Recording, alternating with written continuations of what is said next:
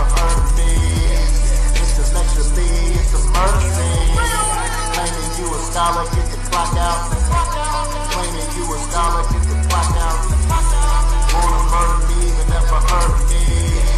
Intellectually, it's a murder scene. Claiming you a scholar, get the clock out.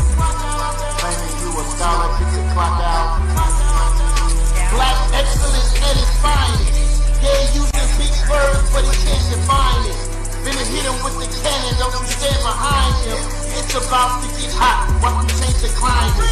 He's nothing but a novice and he sure is hard. Man, I think this rookie's done sticking with a fork. Yeah, he treading water, swimming with the sharks. You will never see the light, living in the dark. The only thing he study is this information. Till I show him all his flaws in his calculation. Gotta leave his dummy dead as a demonstration. So I hit him with the case with no hesitation. It's a wealth of knowledge you ain't never seen. Chop his body up and weigh the dead on a triple beam. Hit the classic bully on my phone and he keeps calling me. Need me to come and pick him up from another murder scene. And he's telling me, I don't know why they keep invading me. I said we just don't keep kicking their ass into reality. True to 7,000 said they want a war, but they should have already known that we were looking for. Wanna murder me, but never heard of me. Intellectually, it's a murder scene. Claiming you a scholar, get the clock out. Claiming you a scholar. All right, peace and blessings. Welcome to Lions Den, JJ7K TV.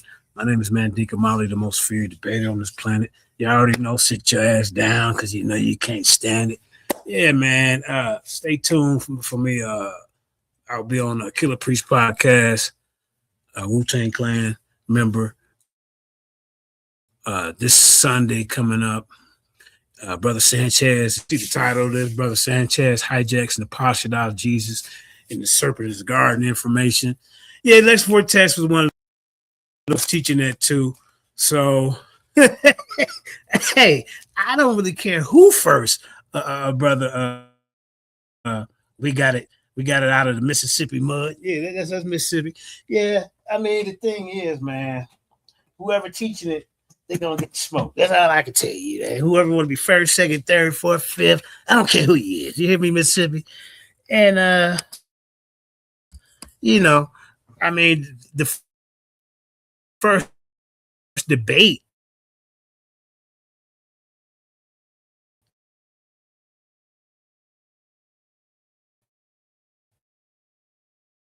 that y'all seen in the community was, unfortunately, you know, she got kind of the victory on that one, and they gave me the victory for the Jesus and the Serpent is guards. So I guess you could say Chaz is taking this to a whole nother level, Napah. He took your information. You and Lex information. Whoever came up with it, I don't like it. You hear me? I mean, I stand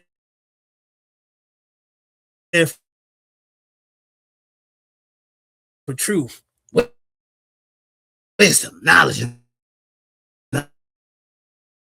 understanding. You hear me?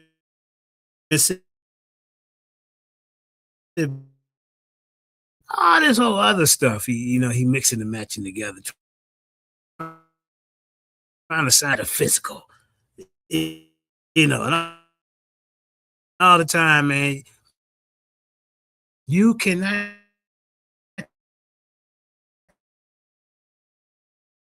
take one serpent from one culture and then put it in there with the Aztecs, Incas, and Micas, a Mayan serpent, yeah,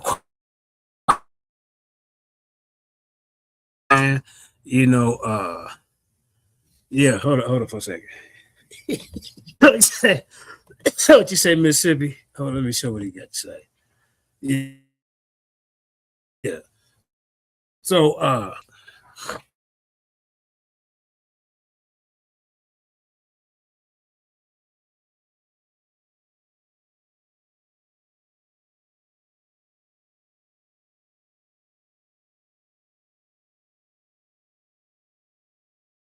So yeah. So like I say, that this Jesus is a serpent in the garden. I mean, it's to me, you're mixing Gnostic teaching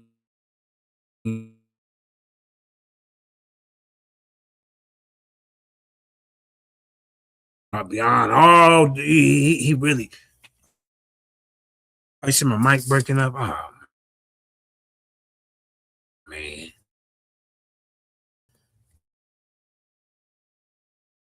can you hear me loud? I can move to a better location. Just hold up. Yeah.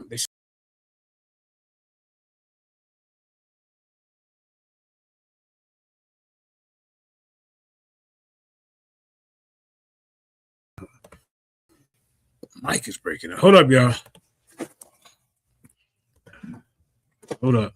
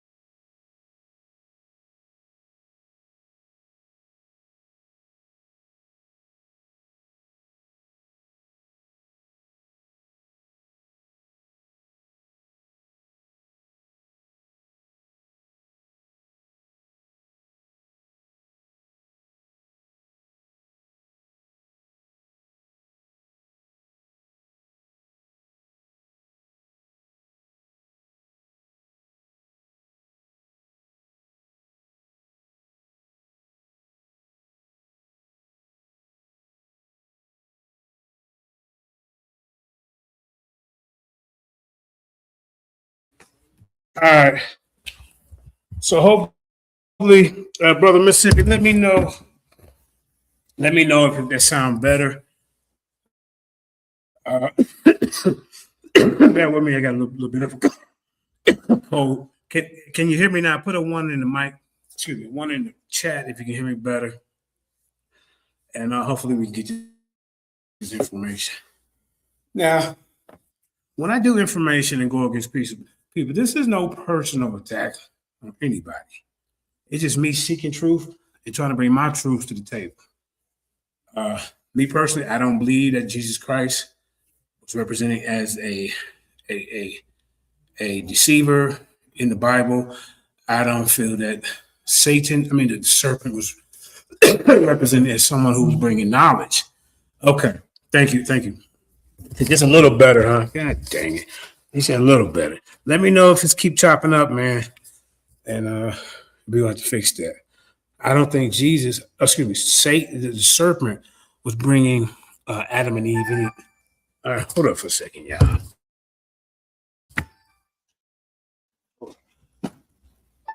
Phone. Hold up, y'all. Let's get it going here. Okay, much better. All right, hold up. Who called me? Hold up.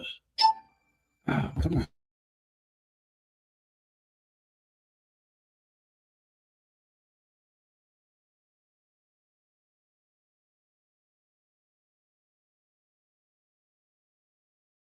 So yeah, I don't believe that Jesus was the, and then when I do go through the Bible, I'm seeing who is the Redeemer, who is the deceiver in the book. And then if I go metaphysical or esoteric, Christ consciousness represents, it don't represent someone who's a deceiver. But, everybody reads the Bible a little bit differently. And, this ain't no shot on nobody. Maybe 4 or 5 years ago, the old JJ would have came out and just like, what are you talking about? But, it's as time go on, man, I got a different approach. I don't like doing ad homs. You might see me do a little joke here and there, but I don't mean no harm by it. I want to get the information out. But just listening to Sanchez, it's just like he He's making things up. I mean, you cannot mix Hinduism. You cannot mix the Kundalini. You can't mix none of that all together and then think it's supposed to equate back to the Bible. This serpent symbolism has different meanings in different cultures. You understand me? So what are we going to do? We're going to peek in on Sanchez making stuff up. He was on his platform yesterday, and he's really trying to take off with this. I mean, this is like his third or fourth show. Now, keep in mind, the first person that I heard that came out with that said this was Napah Shadah. Then Lex came up there and said that he was the one that tied her, but Lex just trying to use numerology. He said, see, this number right here, this means, see, Napah's not going that route. She's more into whatever books that she's using. But Lex, you haven't done a debate on this, so you haven't done any presentations. So to be honest, the first person that we see in this community that even said anything like that, you got to give the credit to her, is Napah Shadah. It's beyond my understanding why Texas Bama peace and blessing is my understanding. I mean, I don't know how they're coming up with this. So this ain't no disrespect to nobody. This is just me disseminating the information. So yeah, if y'all want to check out that debate with me and Napah on this topic, you can go look at that on Sunday the TV, or you can go check it out on my channel. But I just don't think, from what I'm reading, Jesus is serpent in the garden. But let's look at Sanchez for a minute. But I can show y'all here. Let me show y'all just so Napah can get her credit, because Sanchez is really trying to take it. He ran out of flat Earth stuff to talk about, I guess. So let me show you. Hold up. This was a debate. Matter of fact, if y'all want to see like a one round of it, just so it's documented, we can do that too. So what we'll do, I'll show y'all one round, and then we're gonna get to Sanchez. Because Sanchez is on my hit list. Because the brother invited me over to his platform. He invited me over to his platform because I came on there. I'm like, bro, what are you doing? You teaching this? And I heard this before because Napah was the first person I ever heard it in our community. You know what I'm saying? And now he's taking it to a whole nother level. Talking about Moses lifted up the staff and he was lifting it up to Satan. I mean, he really making stuff up. So that's what I'm talking about, bro. You doing too much. I'm gonna show you. I'm gonna show you Napah and I maybe first round of this topic and how I attacked it. And as the years have went by, I've gathered more information, and my attack is different. So to be honest, anybody should have caught me back then, because now anybody to debate me on this really gonna be in some trouble. All right, so let's take a look at Napah and I's first round of this. Here we go. Shout out to Sound of the TV. 2 minutes. 2 minutes. This debate. Keep that in mind. We ain't doing favoritism. Yeah, she's a beautiful woman. We know this. But you close your eyes when you listen to this debate. Niggas out there listen, stop being lustful and listen to 7,000 information, because the truth is coming out. The Most High Special Digest, a publication of the Adventist Theological Society, has an article written by Angel Manuel Rodriguez, which says archaeological discoveries made in the ancient Near East during the 19th and 20th centuries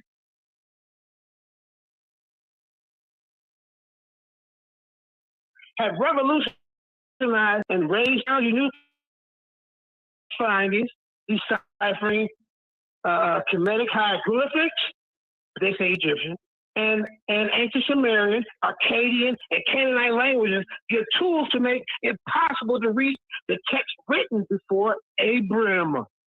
In some case, text composed during the lifetime of biblical writers. You heard what 7,000 said? This wealth of material is very useful in providing historical and religious background for the interpretation of Scripture. That is in the Bible.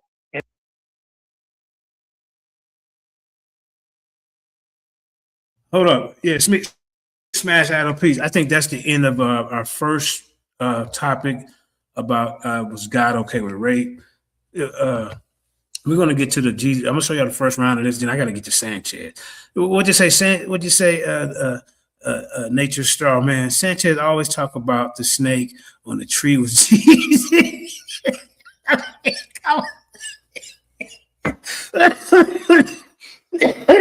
So sorry. I know, man. It's laughable. He uses the Bible to prove many esoteric knowledge hidden in the Bible under literal teachings. Well, see, here's the thing, though. Even if you go and look at this Christ, what Christ means is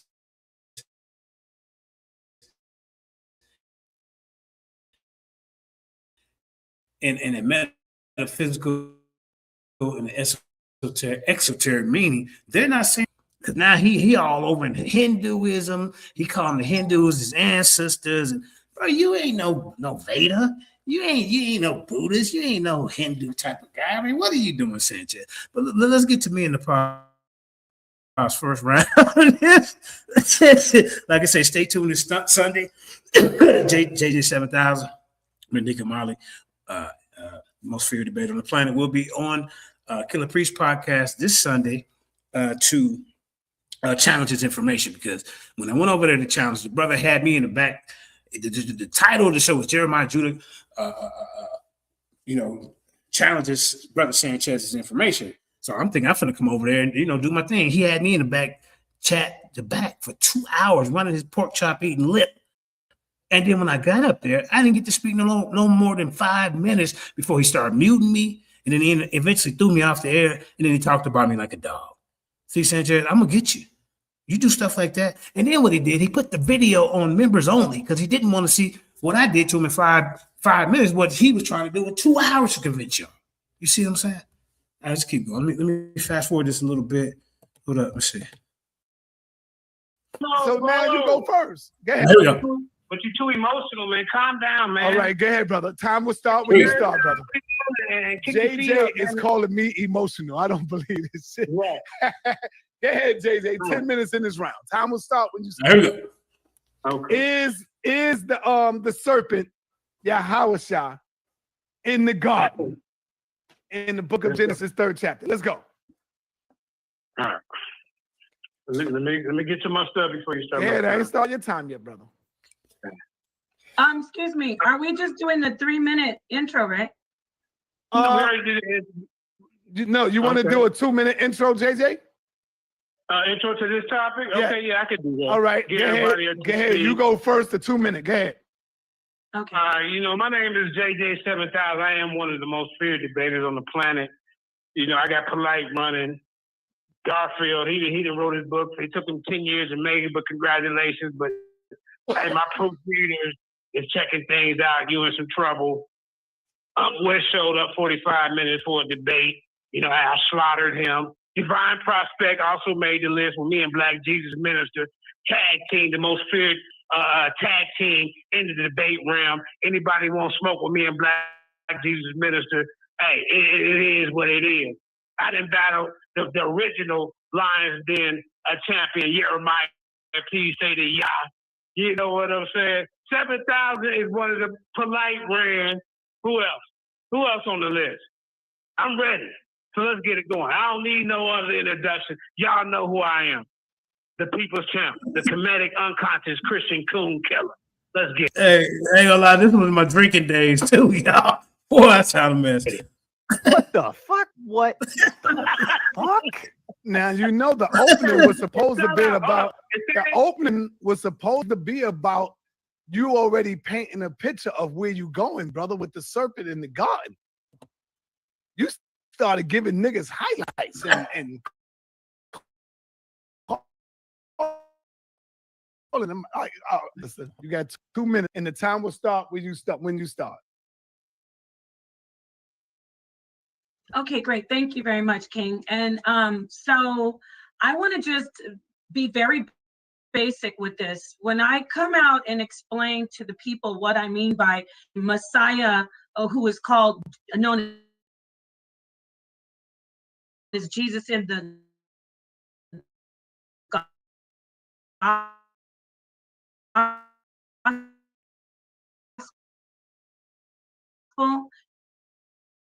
is the same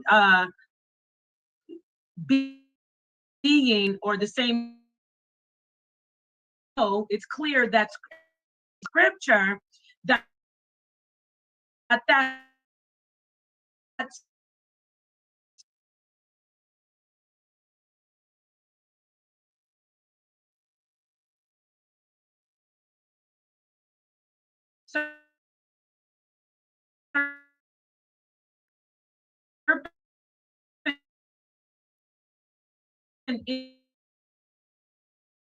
in the garden is in fact a heavenly divine being.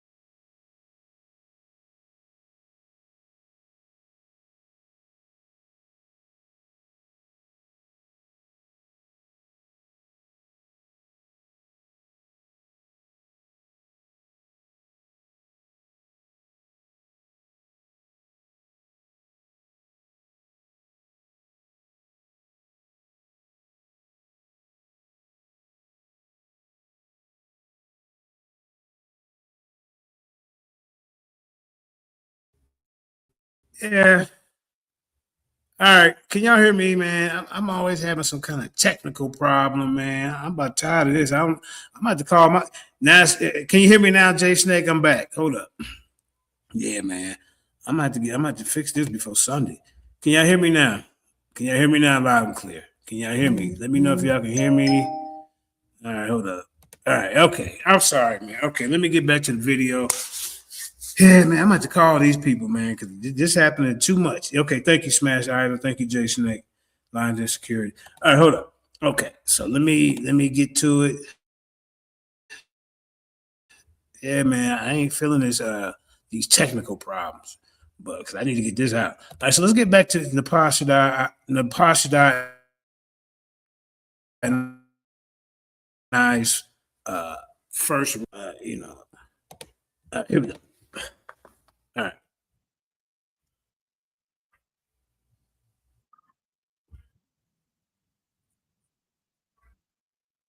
Well, they ain't even strong, man. Come on, hold up. Hold up. Wait.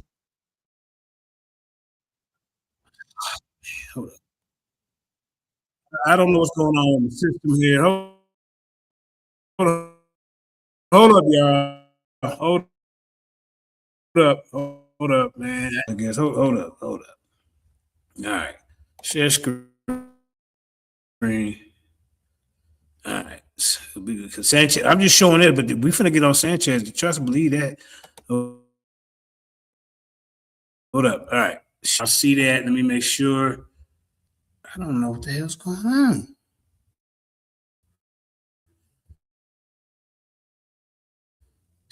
What am I doing wrong? Hold up, y'all. Damn, that's why I need Sister Karima, man. She's the technical person. Oh, there it is. All right. Yeah, this is why I be needing Sister Karima. She ain't trying to back up her claim what she made videos ago. Don't make me put on a recording when you got on there and you said, Jesus Christ, our Lord and Savior, Yahweh, Yeshua, however you want to pronounce it, was the snake, the serpent in the garden who deceived Eve. What it is he's confused. What? Can you mute her, please? That's what's on the flyer, and we're gonna stick with it. We're not changing titles in the middle of this. Can y'all see this? I don't see it. Wow, man, what the hell's going on? I don't see it.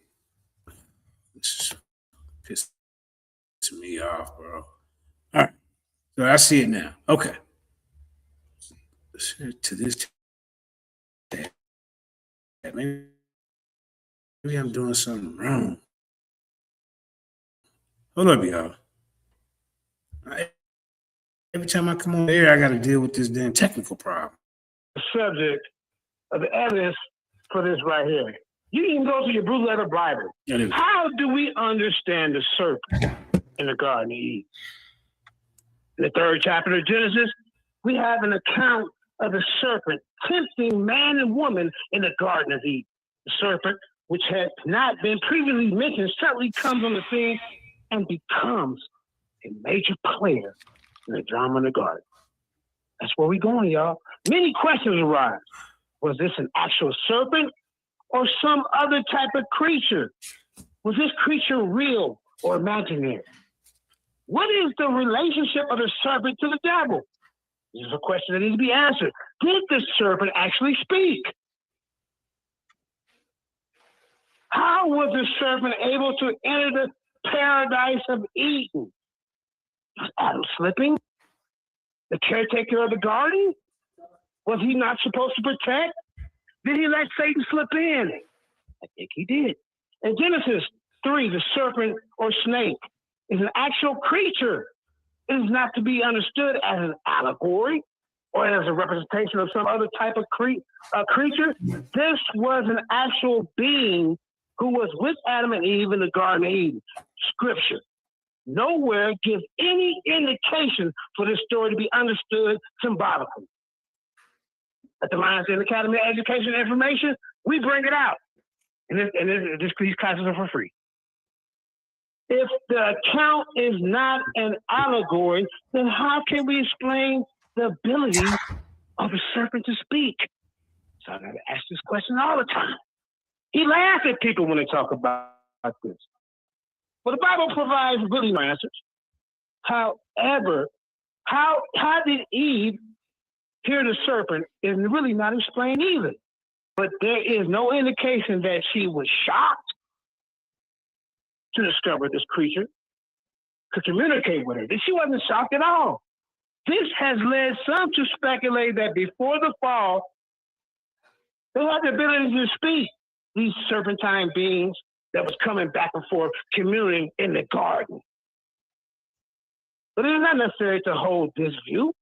In the book of Numbers, we find God speaking to the prophet Balaam through a donkey, right? Numbers 22 and 26. Then the Lord opened the mouth of the donkey. The key word was, then the Lord opened the mouth. Then the Lord of the donkey. And he said to Balaam, what have I done to you that you have struck me these times, 3 times? That I didn't the serpent, right?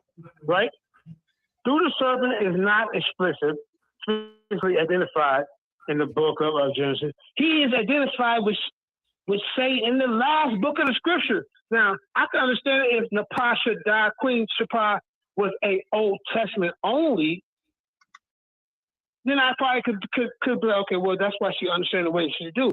But she is the full Bible. So we got to look at that. And Revelation 12:9, and the great dragon was cast out of that old serpent. And the great dragon was cast out, that old serpent called the devil and Satan, who deceiveth the whole world. He was cast out into the earth, and his angels were cast out with him. Thus, the victory of Christ is marked by the overthrow of the great adversary, the victory of Christ. So how can Christ be the serpent in the garden when that day it was enmity put between a conception with the serpent in the Garden of Eden with Eve? Because there's two conceptions described, Genesis 3 and then in Genesis 4. Right? So they was twins. Adam and Cain and Abel were twins. I'm getting a little farther ahead of myself. Let's get back to it. We're going to talk about the serpent seed. I'm going to get into that. See what I'm saying? She ain't bringing nothing out like that, man. She's just doing conjecture and bringing out her opinion and leaning on her own understanding. You cannot do that in a debate with JJ 7000. You can't do that. Now, here we go. Thus, the victory of Christ is marked by the overthrow of the great adversary. The stronger than the strong one has come and taken away his armor. Luke 11:21-23. When a strong man fully armed guards his own house, his possessions are understood. But when someone stronger than he attacks and overpowers him, he takes away from him all his armor on which he has relied and distributes his plunder. He who is not with me is against me, and he who does not gather with me scatters. So as you can see, the death blow is given the prince of this world, who found nothing in Christ, is judged in John 16:7-11, right? And then also listen, it also says in 1 Peter 5:8, be sober, be vigilant, because your adversary, the devil, as a roaring lion, walking and seeking whom he may devour. Why was the serpent, Satan, or the seraphim allowed in the garden? Here's the answer. When Yah told Adam, you would be a keeper, the Hebrew word for keeper is guard. The Most High did not place the serpent in the garden. This creature wandered into the garden because Adam wasn't doing his job. I know y'all ain't never heard this, but guess what? You're hearing it today, because at the Lions Inn Academy of Education and Information, this is what we do. We bring out information that y'all ain't even talking about. Now, Adam wasn't doing his job, and that was to guard and keep the garden guarded. Can you read Genesis 3:15, Napah? It said, I will put enmity between the seed and her seed, and I shall bruise the head of that, thou shalt bruise his heel. I want you to read that to the audience when we get a chance, and tell us who the serpent seed is and who is the women's seed. Let's look at the pre-biblical origins of Eden, the Eden serpent, and I guarantee you won't find cultures saying the serpent in the Garden of Eden is Jesus Christ. Before or after the Bible was written down. Like I say, this is a conjecture, some stuff she's leaning on her own understanding. It makes no sense. There are many descriptions of this serpent. Let's take a look at what the Mesopotamian cultures say. For over 100 years, various professional PhD scholars various professional PhD scholars, here we go again with 7,000, bringing out these type of people. Not once time has she said it in this debate, but I've been listening. Various professional PhD scholars trained in biblical and ancient Near Eastern religions have proposed that the Eden serpent is probably a recast. I told you sometimes I was going to bring stuff up that a lot of Israelites probably scared to say. A recast of some unknown earlier Mesopotamian protagonist involved with denying man's immortality. Some proposals for who this character might be, in addition, are proposals made by W.R. Matfield. Once again, here goes 7,000, bringing them out. This is a slaughter, man. W.R. Matfield, I'm sorry sis I had to do this to you. W.R. Matfield, you can go to the website, www.biblicalorigins.net. So here's a list of few of maybe she would have said this, I could have rocked with her. You know, but Jesus Christ is the serpent in the garden. Nobody is saying this. But here's a list of eating serpents. And not one time during my research have 7,000 found any ancient civilization saying Jesus Christ was a serpent in the garden. You got one, Enki and Ei. I heard that before. But not Jesus as a serpent. Anu and An, Ishida and Inkazita, Dumuzi and Tammuz, Enlil and Enlil. You see what I'm saying? Tiamat, the Gilgamesh epic serpent, the Exodon myth serpent. See what I'm saying? You better dig deep when you get in the ring with 7,000. Nidrol, Nidhurksat. You will not find a general consensus saying that the serpent in the Garden of Eden says it was Jesus Christ.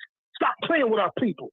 The reason why man do not have immortality is explained in Genesis as Adam and Eve being tricked into disobeying Yah by a cunning or wild serpent who is able to talk to humans. And when they say talk to humans, because he was communing, this serpentine being was communing in the Garden of Eden. Time. He was a part of the divine council. Time. Just believe that. All right, Nepal, time will start when you're ready. Okay. If y'all ever need time to get your stuff together, simply say, yo, Sar, stop my clock. But the time will start when you are ready. Excuse me. So we're going to do this 10-minute round and then another 10-minute round? Yes. Okay. All righty. So I'm going to share my PowerPoint and just try to stick to it and go through it. So let me just get to share it and then I will tell you to start my time. Okay. You know, the scriptures do say the Most High made the way so plain, even a fool would not err. So let's try to stick with the scriptures. And I can grab some extra biblical stuff too, but let's stick with the scriptures here since we're supposedly Bible believers. So I'm getting to. I don't see it yet. I don't see it. I'm getting to it. Okay, I'm sorry. Okay, so here we go. Let's see here. Windows. I think this is it. No, that is not it. Let me close this one. Okay, let me try again. I'm sorry. Oh, wait. Can you see it? Not yet. Oh, you can't see the green writing? No. All right, my bad. Let me try again. Sorry about that. Okay.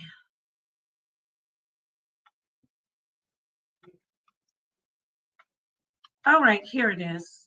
Thank you. All righty, so I hope you can see it. Yahushua, Jesus, is the serpent in the garden of Genesis, the 3rd chapter. And I'm sticking to what I've said. That particular serpent is Jesus, who is known as Jesus in the gospel. That is. You ready? You ready? Yes, can you see the green? Yes. You ready? Okay, so yes. So time starting. Okay, thank you. Who or what was the serpent who spoke to Eve and Adam in the Garden of Eden? The serpent of Genesis chapter 3 was one of the many Elohim mentioned throughout the Genesis creation story. So the Elohim that you hear about that's not one God. That's not the almighty power. That's a council, and that is plural. And the serpent, there were many serpents. They're considered serpents. There were many of them who were the Elohim. And the serpent of Genesis chapter 3 was one of those beings. All of the Elohim of the creation story in Genesis were divine beings, but they were not the almighty power, aka the Most High. Nowhere in the text is there a mention of a singular one almighty creator. The word Elohim is plural, so it's a council. Scripture says that the almighty power is only one power. That you will find in Deuteronomy chapter 6, verse 4. It's called the Shema. It says, listen, O Israel, our power is only one power. So that kills, without a doubt, the fact that people are saying that that is the Almighty God, one God that created. No, the Elohim is a council of gods. They are a council of divine beings in the garden. So we got that out of the way. So this isn't against the Most High. This is a council of beings, of divine beings. So this is proof that the Creator spoken in the first 3 chapters of Genesis were a council, a group of divine beings, not one God. These Elohim were a type of heavenly entities who can be likened to seraphim. Seraphim are heavenly angels, or they're described in Isaiah 14, serpent-like fiery angels who guard the throne of the Most High, and they do other things. So they're an order of flaming serpentine angels that have the ability to guard, judge, purify, and essentially govern under the throne of the Almighty Most High. The seraphim have been described by some, such as Prophet Isaiah, I mentioned that, as fiery serpent-like, winged and fierce in appearance beings, divine beings. There are other heavenly powers known as cherubim, which are also part of an order of angels. And they have been described as having the face of humans, lions, birds, bulls, and that is in the scriptures. The seraphim and the cherubim are capable of doing all that the cherubim do, which is guard and protect. But the seraphim seem to be a higher order, and they have the ability to judge, purify,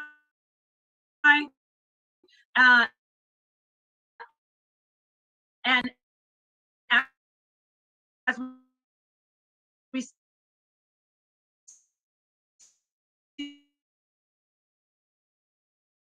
in Genesis, the creation, without a doubt,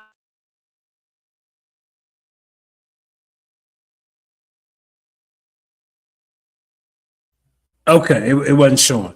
Okay, Texas Babylon. Let me just say this real quick, because I know you're kind of looking at this from a different point of view, and everybody has their right to opinion. When they say you will surely die, I mean they had a spiritual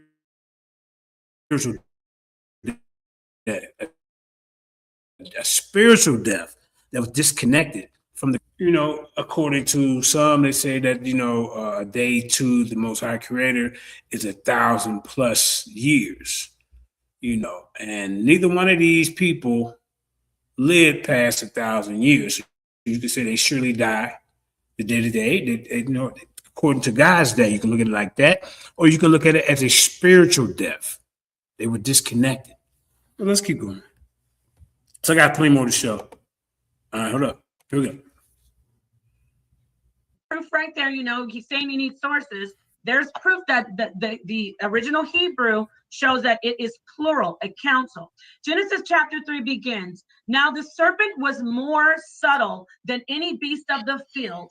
That means if the serpent was wise. But there's been so much, because of the misinterpretation and just the how do you say, the idea that the serpent is evil pushed onto that particular story. You keep hearing the serpent was wicked, the serpent was evil, deceptive. There's nothing in that verse or in that chapter showing that says evil. Nothing whatsoever in the original Hebrew says the serpent was evil. It says the serpent was the wisest beast that the gods, the council, had made.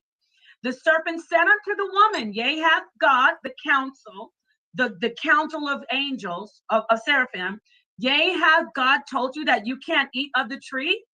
The Hebrew word for serpent is nachash. It's Strong's H5175. So that also means shining one. I just want to point that out. So let's get to the meatiness of this, and we're going to show you that the serpent did not lie. Okay? So the serpent did not lie. Let's get to the Elohim spoke of a creation, spoken of in the creation story, were angels. Okay. So, I mean, this happened this debate happened in 2021. I got better over the years. Napah has kind of tightened her game up over the years.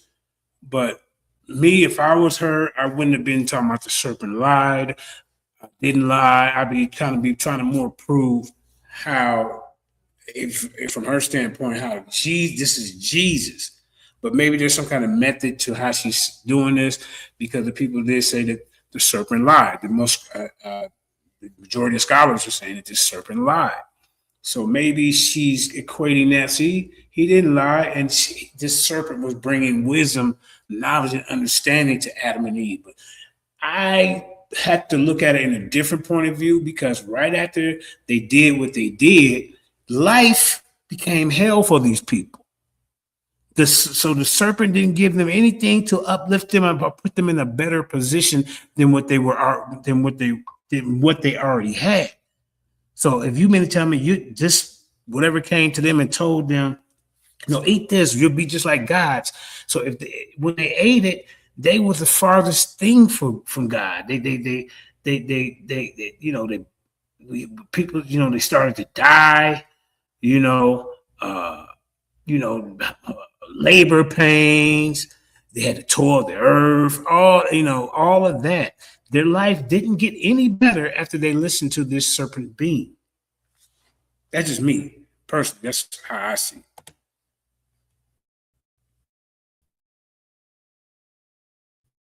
I mentioned that they're the sons of the Almighty. This is more proof.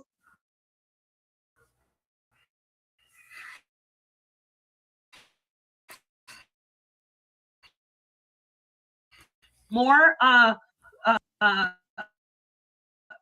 sources. The sons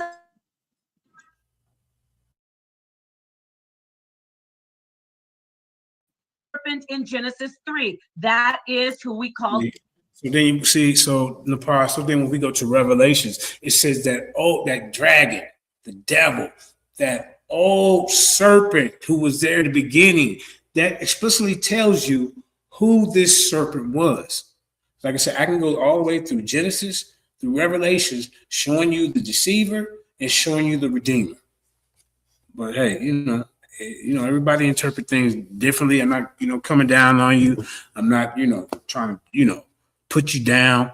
But on this topic, I feel that you didn't prove your point. Jesus. Now, in the Garden of Genesis chapter 3, the serpent did not lie. I want you to really listen to this. See, that's what I'm saying. You should have, you more, that's a whole different type of debate. Did the serpent lie? Did he tell the truth? We're trying to figure out who this serpent is. Like I said, this was in 2021. We both have gotten better with our debating skills. I'm looking at some, me right here, and this was a 2-part debate, and really I wasn't supposed to be debating that day because, like I said, I was mourning my little cousin who had got killed. Hey, rest in peace, cuz. I just moved it. Okay. This is crucial. This is crucial to your understanding. If the serpent didn't lie, somebody did lie, and we're going to figure out who it was. The serpent was more subtle than any beast. He told them, if you eat the tree were you told that you will die if you eat from the tree? The woman said, yes, we were told. Basically, I'm paraphrasing. So the serpent said, no, you will not die. You will not die. See, the gods know that in the day that you eat it, your eyes shall be opened, and ye shall be as gods, knowing good from evil. Genesis chapter 3, verse 1 through 5. So the serpent told them, no, you're not going to die. They're lying to you. Let's break this down. Genesis chapter 3, verse 6. And when the woman saw that the tree was good for food, and that it was pleasant to the eyes, and the tree was desired to make one wise, she took of the fruit, she ate it, and gave it to her husband, and they did eat. Genesis chapter 3, verse 7. And the eyes of them were opened, and they knew that they were naked, and they sewed fig leaves together and made themselves aprons. So eating the fruit did not kill them. So the serpent did not lie. I will repeat this. Eating the fruit did not kill them. So the serpent did not lie. So the serpent was not a liar. You got to show something that the serpent lied. They did not die. He told them the truth. In fact, on the contrary, the fruit made them wise. nourished, satisfied, capable of caring for and covering themselves. Clearly, the Elohim lied. The council. So, I mean, Napah, I mean, just I want you to critique me, and like I said, I'm not beefing with you. I'm not beefing with Shadah. I'm not beefing with Sanchez. I'm not beefing with the truth when it comes to information. And this is just my personal critique. Because you probably critique me on what I should have did better in this debate. If I was you, I would have been more, instead of talking about if he lied. But I know your point is showing that. See, I know your point is showing that. See, the serpent is really giving them wisdom, knowledge, understanding. But then when they listen to the serpent, my question I want to ask you: did their life become better? Did things actually? Did they have it better than what they already had it in the garden? Or were they exposed to things that maybe the Creator didn't want them to know about good and evil? Why should they even have to know about good and evil when they had a perfect life? They didn't have to worry about that. They didn't have to worry about that at all. So this is why I say he did lie to him. And I know you're talking about, well, you will surely die, but it was a spiritual death, disconnect from the Creator. They had it made. He would come down and kick it with them in the garden. After that, they got kicked the hell out. They got evicted. Things got bad for them. One of the brothers they had kids, and one of them was killed the other kid, killed the brother. That's not a better, more exuberant life. I don't even know if exuberant is a word, but I made it up today. Let's keep going. All right, let's keep going. Well, we know when the real snake. We can start there. We already identified that it was some kind of serpentine being, and like I say, in my viewpoint, it wasn't it wasn't Jesus. That's the whole point of this debate, proving that it was Jesus. And so far in this debate, I haven't heard it mention anything about Jesus, and I heard it mention about the serpent. Did he tell the truth? Did he lie? We need to find out, is this Jesus? That's the whole point of the debate. Now, whether he lied or told the truth, in my eyes, the serpent lied to him. If a man was meant to live forever, how did he? Okay, so if man was meant to live, see what I'm saying? We don't know if he was meant to live forever, but being disobedient to God, to the Creator in this book, evidently, we don't know if the plan was that to make him live forever. But guess what? They end up dying. It don't say that they was going to die in the garden. It don't say nothing like that. So their life changed drastically. They didn't have it made. They didn't have to do nothing. So if you can just kick it and be there and commune with the Creator, and he coming down, communing with him, that's a great life. Now, I was saying that you listen to this creature or this man or whoever came into this garden to get them to disobey. Now their life changes. Now they're experiencing pain and suffering and getting old. You see? All right, let's keep going. Let's keep going. Of other serpents, which included Satan, the ancient serpent that was in the ancient times in the garden. He was a part of that council. He lied. He did not want them to get the wisdom. He did not want them to get the knowledge. He did not want them to be like God, like gods, the gods that the Messiah. You see, it wasn't up to him to make that decision for him. When your kid, you tell your kid, don't touch that stove, it'll get hot. It'll burn your hand. And then you don't listen and you burn your hand. That's the choice that you made. And the punishment was your hand got burnt or you got a whooping. They disobeyed. The whole thing is, this whole Bible really is about obedience and disobedience. You see? Messiah in the gospel says, aren't you gods? Doesn't the Bible say that in Psalms 82 verse 6? So the serpent didn't lie, but the Elohim lied. They lied to him. And it said, your sin. So let's go further. Let's see. So the serpent didn't lie. The Elohims lied to. I guess he's saying that the Elohims who created. I guess he's saying that they created the earth and the garden and all that. So they lie, according to her. But we need to see you proving that this is Jesus. Next time you do this debate, make sure you focus more on Jesus. See, even Sanchez, he's not even proving that. He just flip-flopping around. But like I said, this was years ago. There's some things that I could have tightened up on in this debate, and there's some things that you could have tightened up on. Now, if you ever want to rehash this debate, just have it rehash this topic. It's going to be more dangerous for you. I'm just telling you. See what happens. Let's break down the tree was good. So the tree was good. In the scriptures, because you're supposed to use precept upon precept to prove debates when you're talking about the Bible. I don't know where Jeremiah, Judas come from, but I know the brothers of One West know what I'm talking about, whether you believe me or not. We take the scriptures. Well, see, then you can't be adding no One West in it, because my foot already on their neck about all their doctrine. So I wouldn't even use them as a reference source. And use exegesis to prove what we're talking about. That way we get to stay in the Bible and we can call ourselves, humbly call ourselves apologists. 2 minutes. Okay, so I'll get back to this, but I want to start with this. I'll finish up later. Let me start with this. So the serpent said the tree was good, right? I mean, they could eat it. So the tree was good. This is Matthew chapter 7, verse 16, the words of the Messiah. Ye shall know by their fruits, the tree, fruit. Do men gather grapes of thorns or figs or thistles? Even so, every good tree, the tree in the garden of good, knowing knowledge of good and evil, every good tree brings forth good fruit, but a corrupt tree will bring forth evil fruit. The woman saw the tree was good.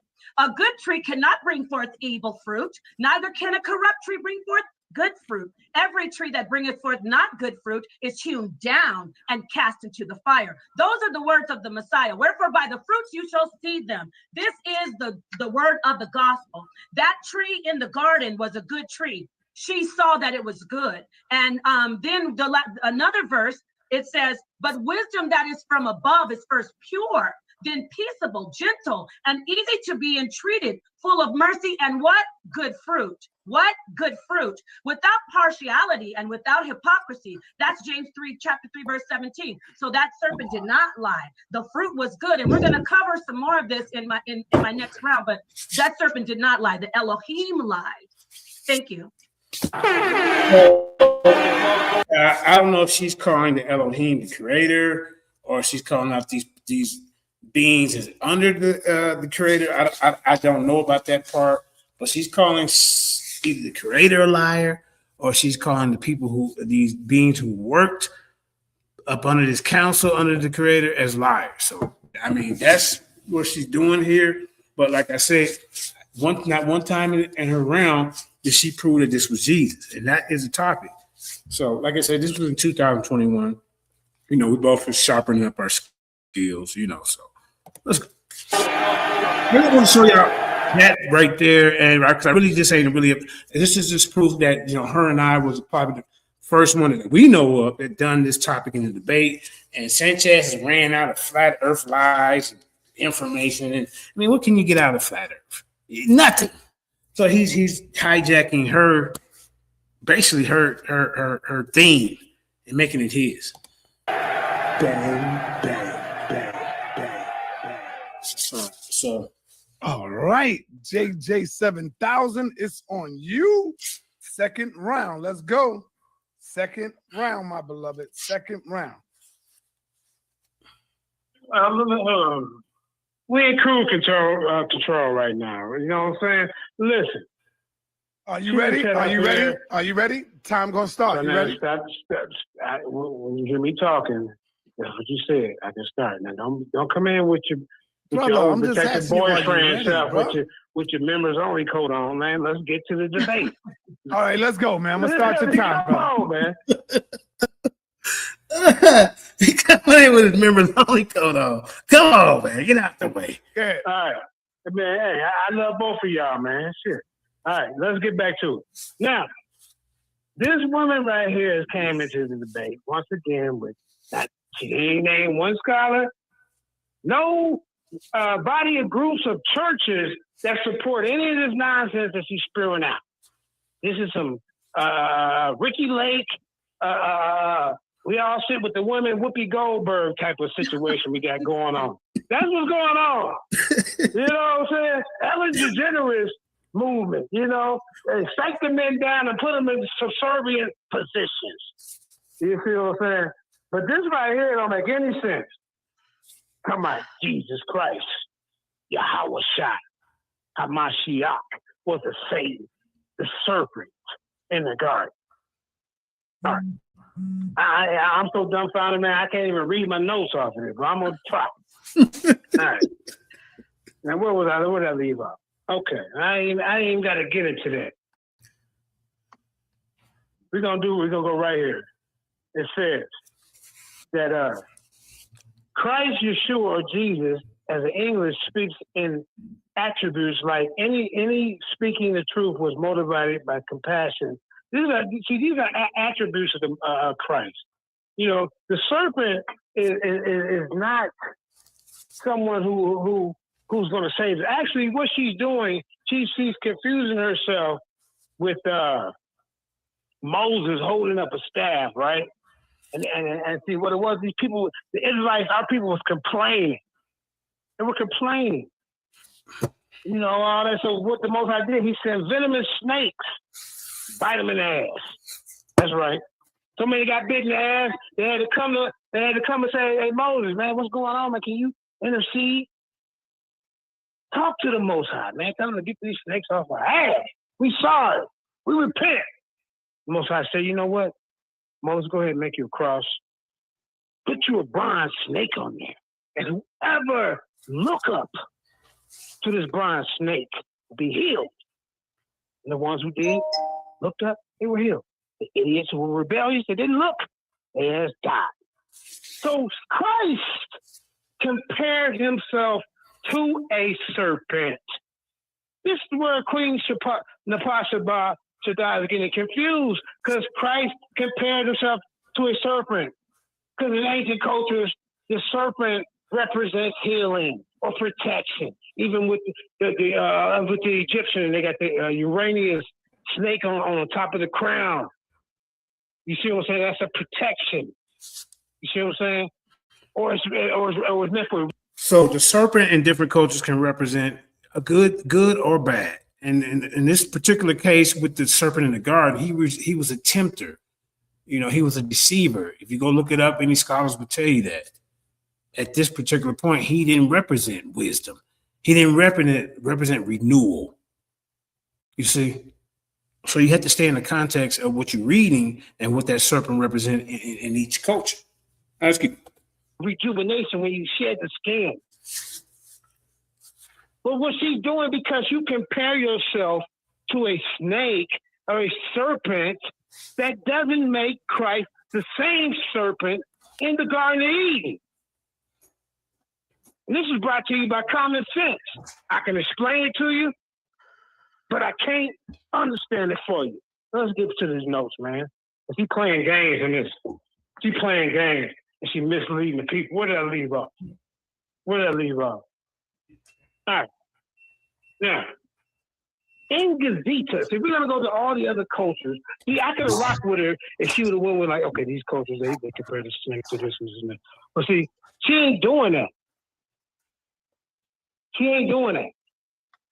So in Gazeta had been translated to mean Lord or God, good tree. But there exists other translations by scholars. Inki Iya in a hymn is called the Yushamagal, which stands in Indu's garden, who calls to grow there a fabulous masu fruit tree. Moffats of a fabulous tree, a standing Yushamagal, which means serpent. All right. Mankind at Iteru are moffats reappearing in recast and altered forms in Genesis Garden Eden account. See, there are other cultures talk about the serpent. We can you know what I'm saying? We got scholars, Dr. Michael S. Heiser, who has a book called The Unseen Realms. He's an authoritative figure in this, and this is what I'm gonna bring out in my next round. But what I'm saying to you, There's nobody out there saying that Jesus Christ is the serpent in the garden. We can't even go to in the epic of the creation of Numa, Elish, the god Nabu was described as he who tramples the lion dragon in a hymn. You know, the dragon, the serpent, the one in Revelation, the one they say that is the same serpent that was in the Garden of Eden. Is she trying to say that Jesus Christ? The same, she trying to say that Jesus Christ, the one that the Most High God says he will put enmity between the seed of Eve and Satan? Because there was some kind of conception going on. The Satan, the serpent seed. Now, I'm going to get into that and show you how other cultures talk about that, but nobody is saying it's Jesus Christ. Okay. Was the serpent. He ain't got no scar. Hold up. Yeah. I gotta pay attention to the.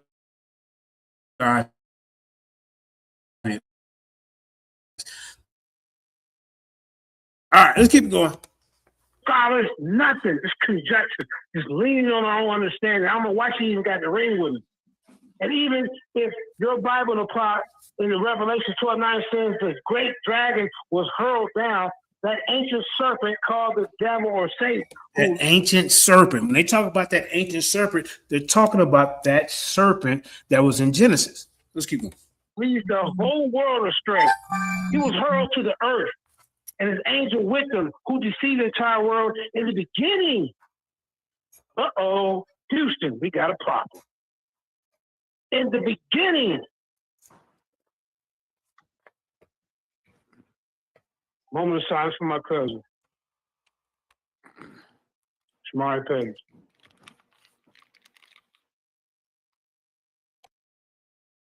In the beginning, the serpent, the same one in Revelation 12:9, the great dragon, the ancient serpent who led mankind astray.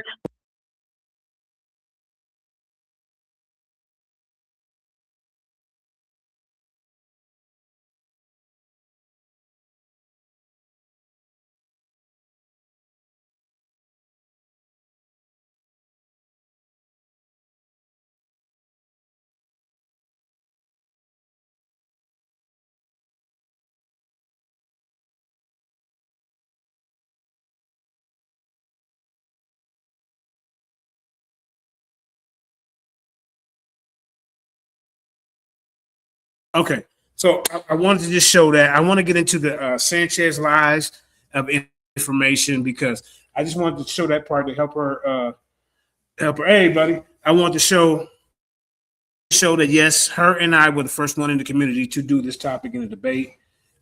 So Sanchez, you kind of jacking her swag, her style, even though I don't agree with the information, but you're dead wrong. Come up with your own stuff. And now I got to go over here Sunday on Killer Priest podcast, beat you up. You see, that's what's going to happen to you because you shouldn't have kicked me off the show after you invited me over there. You ran your pork chop eating lip for 2 hours, and everybody else like JJ here, he here, but he love hearing his own goddamn voice. So we gonna so shout out to Shadah and Napah. You know I ain't got no beef with y'all. Shout out to that. But let's get into Sanchez with his lying ass. Hold up. You can come in to go to the front door.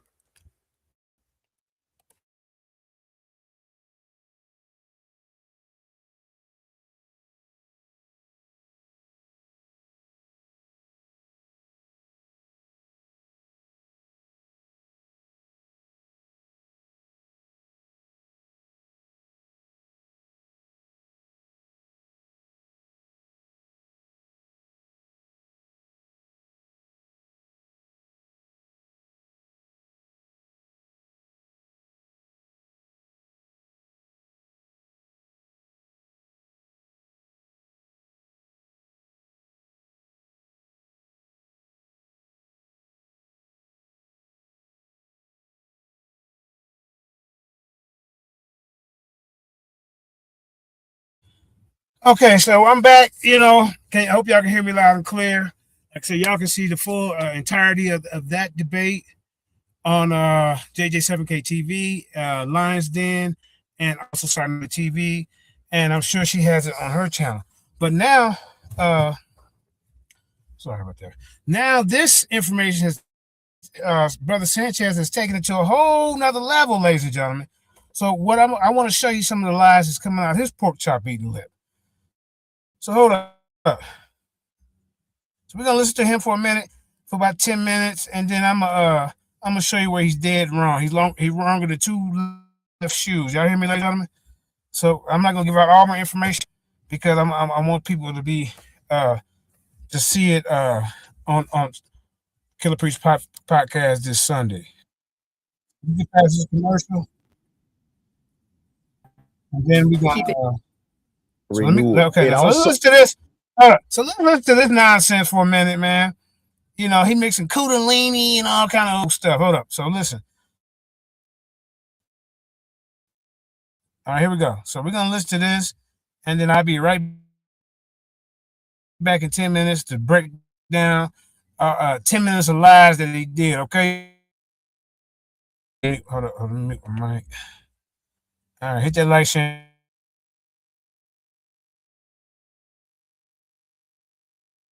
So represent symbols as literal. Once again.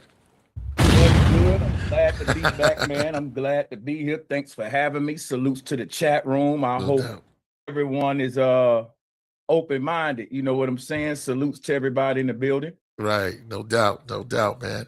How you been? Getting my mic squared away, kid. Okay. Shout out to the Podcraft, everyone up there, the Rocketeers, the Craft Board. Shout out to y'all. See you, GCals up in the building. Got fire. Nothing but fire for Brother Sanchez in the building. So now he has ran out of flat Earth information. I told him that topic ain't gonna last you too long, buddy. We get nothing out of you teaching us that the earth is flat. There's nothing spiritual about teaching a whole bunch of people that the earth is flat. It's pseudoscience. It's basically what it is. So now he has hijacked this sister's information, and he has taken it to a whole nother level. He's mixing Kundalini, he's mixing Hinduism, he's mixing Tantra, he's mixing Mesoamerican Quetzalcoatl, and he's equating it all to the serpent in the Bible. He has actually got in front of us saying that Moses lifted up the staff and he was lifting it up to Satan, to Satan. This guy's 100% full-blown pseudo. I mean, so I got to step in, man, because he's misleading people. So hold on, let me get it back. Beats with Solar Facts at. Okay. He says, let's go. Peace, Brother Sanchez from AZ Universe 999. Okay, Jody. What up? AD, how you doing, my man? Doing good, man. Ready to rock. Okay. Let's just get up into it, man. What you been up to, man? Is he still? Are we just still building till you come back? We're gonna let you get ready for a minute till you get ready. He's setting up a lavalier mic. Yeah, no doubt. Shout outs to a couple of people in the crowd, man. Can y'all hear me now? Okay. Yeah. Yes, sir. Yeah, you good. My bad. Salutes to everybody. Sorry about that. Yeah, you great, man. You got 2 different. There we go. Now we good. Yeah. I'm ready when y'all ready. KP, I know you're still doing your intro. I just want to let you know, Doc can screen share the video. I can give you the link directly, which one will be ever better for you. But salute to everyone. All right. Yeah, man. Yeah, you can send the link. Yeah, AD. Okay. Send the link. It's gonna be dope, man. All right, so we about to go. I see y'all all getting ready, man. You got nothing but fire in the crowd, man. You got a big fan base that's out there that's rooting, man. It's like, yo, come on. That's great. All right, so without further ado, man, let's get into it. I can't wait for this brand new information, the information that you're dropping. Let's go. Let's get into it, man. What you got for us? We all ears, man. All right, hold up. So, all right, I got. So yeah, this is brand new information. I just got a phone with Killer Priest about he just told me about it like 5 minutes ago. So yeah, I will be on here refuting everything that this guy said, but I'm gonna give you a little taste of the refutations. I don't know if that's a word, but you heard it today in the Lions in the Academy of Education and Information. We do it, Bonics. But anyway, like I say, man, and he has hijacked this sister's information. I see why she over there, man. But to be honest, I mean, Napah, you should just don't worry about it, because this is I'm saying this respectfully, because this would be what could have happened to you in 2026. See, we did our thing in 2021. You know, I was a little unpolished still. You know, I was still coming out of the JJ 7000 raw, uncut type of person. You know what I'm saying? You know, if you heard it in my voice, yes, I was drinking. I was back in that debate. You can hear it in my voice. You know, by the 2-hour mark. Hey, I was I was on one, but I was a drunken master. I was whooping niggas up. Hey, what a buzz. Now that my mind is clear and free, you guys are really in some goddamn trouble. Here we go. But to Sanchez, I mean, look at this nonsense, y'all. I'm gonna before we play this link.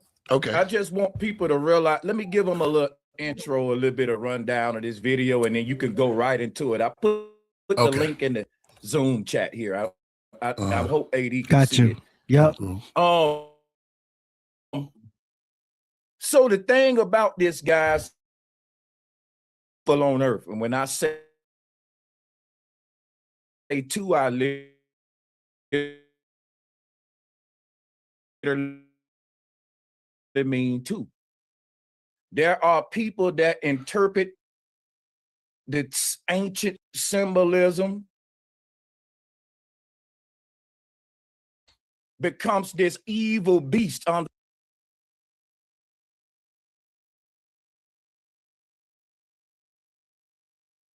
now we have to stop, because even if you interpret it literal or metaphysical,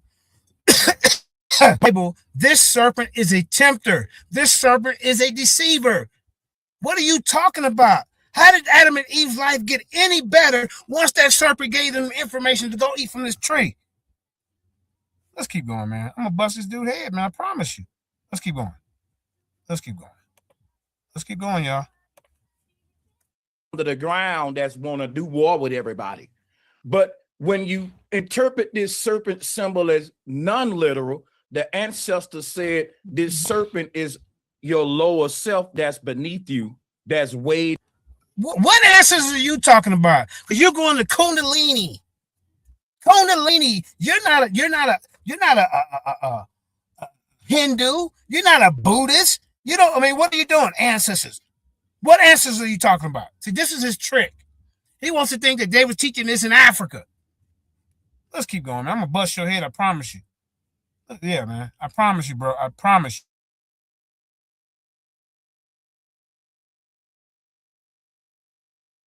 Waging war with your higher self is literally your ego, and that's what's waging war and manifesting evil in your life. In other words, the ancients they had a self-accountability system to where if a person was doing evil, they said that's your lower nature out of control. You need to work on yourself.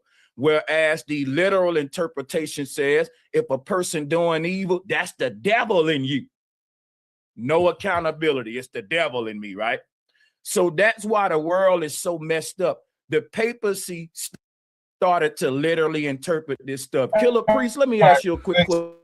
See, hold up. Yeah. See, and are you familiar? And I know you're gonna. And see, now he wants to blame it on the Catholic Church, the papacy. The Christians were out before the Catholic Church, sir. What are you talking about? I told you, man, I'm gonna catch you.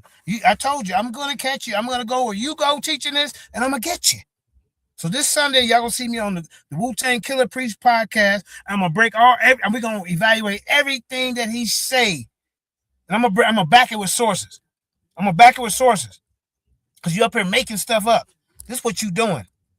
You up here making stuff up, bro.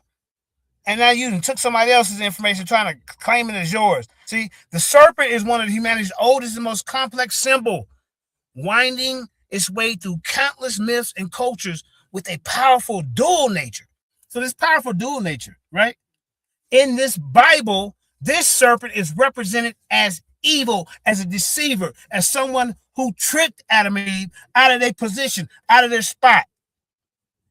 How did their life get any better once they listened to this serpent, Sanchez? Where's the wisdom, knowledge, and understanding of feeling pain, of feeling suffering, of being dying? Because before this, there was no scripture that said, okay, y'all gonna be here for a minute, but you'll die. There was nothing like that. But once they listened to this serpent, their life became a pure hell. The woman had birth pains. He has to till and work the ground. With everything, when he was in paradise and in his garden, they had it made. They did not know good or evil. They had it made. The Creator came down and what they call that? Not commune with them. Is that the right word? Commune. But he came down and he kicked it with them. I mean, come on, man. Look at this. Across history, it has been worshipped as a creator and a protector, and feared as a tempter or a destroyer. See, you got to know which one they talk, how the serpent is represented when you're reading that book or reading somebody else's book. See, it embodies a fundamental duality of life and death, creation and destruction, wisdom and chaos. Once he got the hold of Adam and Eve and got them to do what they had to do, their life became chaos. There was no wisdom. There was nothing good that happened to them after that. The kids killing each other. They died. All of that. So here's a look at the serpent symbolism. And then I'm going to get back to his video. A symbol of duality. In many traditions, the serpent embodies both good and evil. In ancient Egypt, the cobra, the Uranus, was a symbol of royalty and divine authority, protecting pharaohs. At the same time, the serpent apex represented chaos and darkness, Sanchez. But you're just going to take the Bible serpent and incorporate it with every goddamn serpent on the planet? The Kundalini. See, you're making stuff up with your country ass. And I'm here to stop you. I know you fear me because when I came on your channel, once I beat you up in 5 minutes, you put the video on members only. But guess what 7,000 did? I became a member for that month. And I went and got the information because there was some reason why you put it on members only. Because you didn't want to see. He said, oh, JJ came in here with a plan. You got damn right. See, when I came in there, I show you the Christ consciousness, the metaphysical meaning of Christ consciousness, and it ain't got nothing to do with a damn serpent. Let's keep going. Let's keep going, man. This dude, I mean, I don't know where they be finding these characters from, man. I don't know. Let's keep going. Listen to this nonsense, y'all. Probably, I don't know how you're going to answer, but I think I know. Are you familiar with the fact that it was our people that actually wrote the Bible? Yeah. Yes, definitely. You know that, right? Yep. So you ever thought about this, Killer Priest? If we wrote the Bible, how did the slave master force it on us if it's our book? Because how can you force green eggs and ham on Dr. Seuss? He wrote it. So the question is this, Killer Priest, what they forced on us was the revised literal interpretation. Because before they came over here, we weren't interpreting the Bible literally.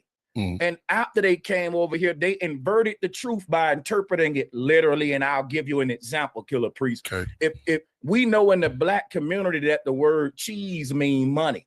So if I say, look, Killer Priest, tell my family to bring me the cheese, right? That's at my house, right?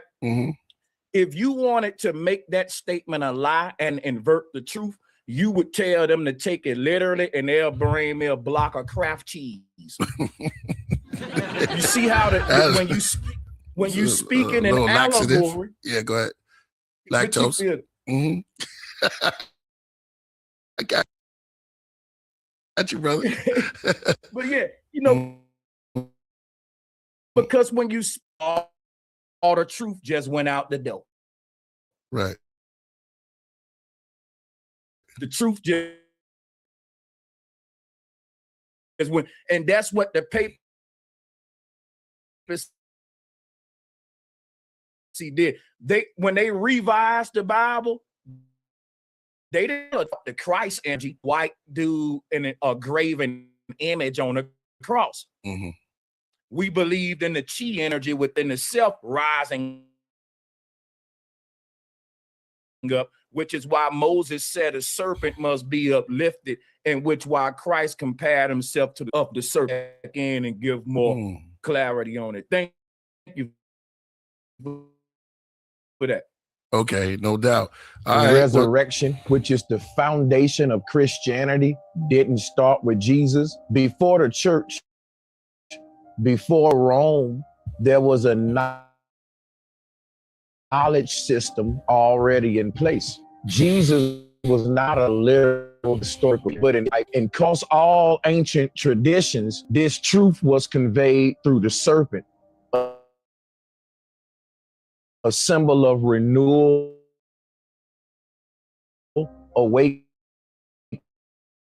outwardly. But the Roman Empire reshaped the old world knowledge into literal belief systems that were sent direction and renewal. It also represented the awakening of divine knowledge within the self. Early spiritual. So this is what I want y'all to pay attention to. I'm gonna pay about 10 minutes of this, and I'm gonna give you 10 minutes of debunking. Okay? So I don't want to just keep stopping. I'm gonna let him go. I'm gonna let him flow, but pay attention to everything he says. All right?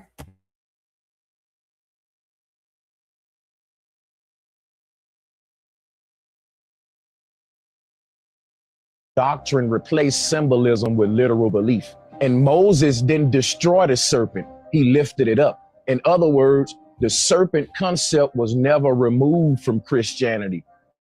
The serpent simply transformed to Jesus Christ over time. So why was serpent symbolism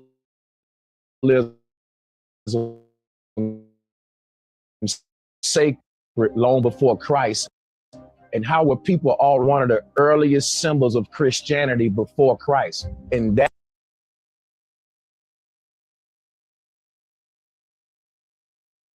is the Moses serpent staff, or what is called the Nehushtan. To understand the meaning of this pre-Christian symbol that was associated with Moses, we have to trace the origin of this symbol to Egypt. In the book of Acts chapter 7, verse 22, it reads, "And Moses was learned in all the wisdom of the Egyptians and was mighty in words and deeds." And one of the most important things that Moses learned from the Egyptians was the knowledge of resurrection. The knowledge of resurrection was being taught all around the world, and the knowledge was very popular in Egypt. And before resurrection was represented by Jesus on the cross, it was represented by a serpent on the cross or on a tree, or either wrapped around a tree. I said we was gonna listen to 10 minutes, but you're making stuff up. I'm gonna give you 10 minutes, and then I'm gonna come in with a preview of what you're gonna get Sunday. Let's let him keep going, because this dude's a tongue twister. He has a double forked tongue. If I were to try to tell a modern Christian that the original archetype for resurrection was Satan, they would laugh at me. I mean, come on. See, I can't. He said that the original archetype for resurrection is Satan. Even the Pa's not saying this nonsense. You are taking her information and taking it to a whole new goddamn level of high-level pseudoship. A pseudoship. That's what you're doing. And for the layman and for the neophytes, this sounds like you really got it all figured out. But for those of us who know and who are good listeners, we can catch you every time. So we're gonna give him 4 more minutes, and then I'm gonna bust his head. At me. But it is true. Before Jesus, early quote unquote Christians, because there was no Christians before Jesus. What are you talking about? This is how easy it is to catch this guy up. This is how easy it is.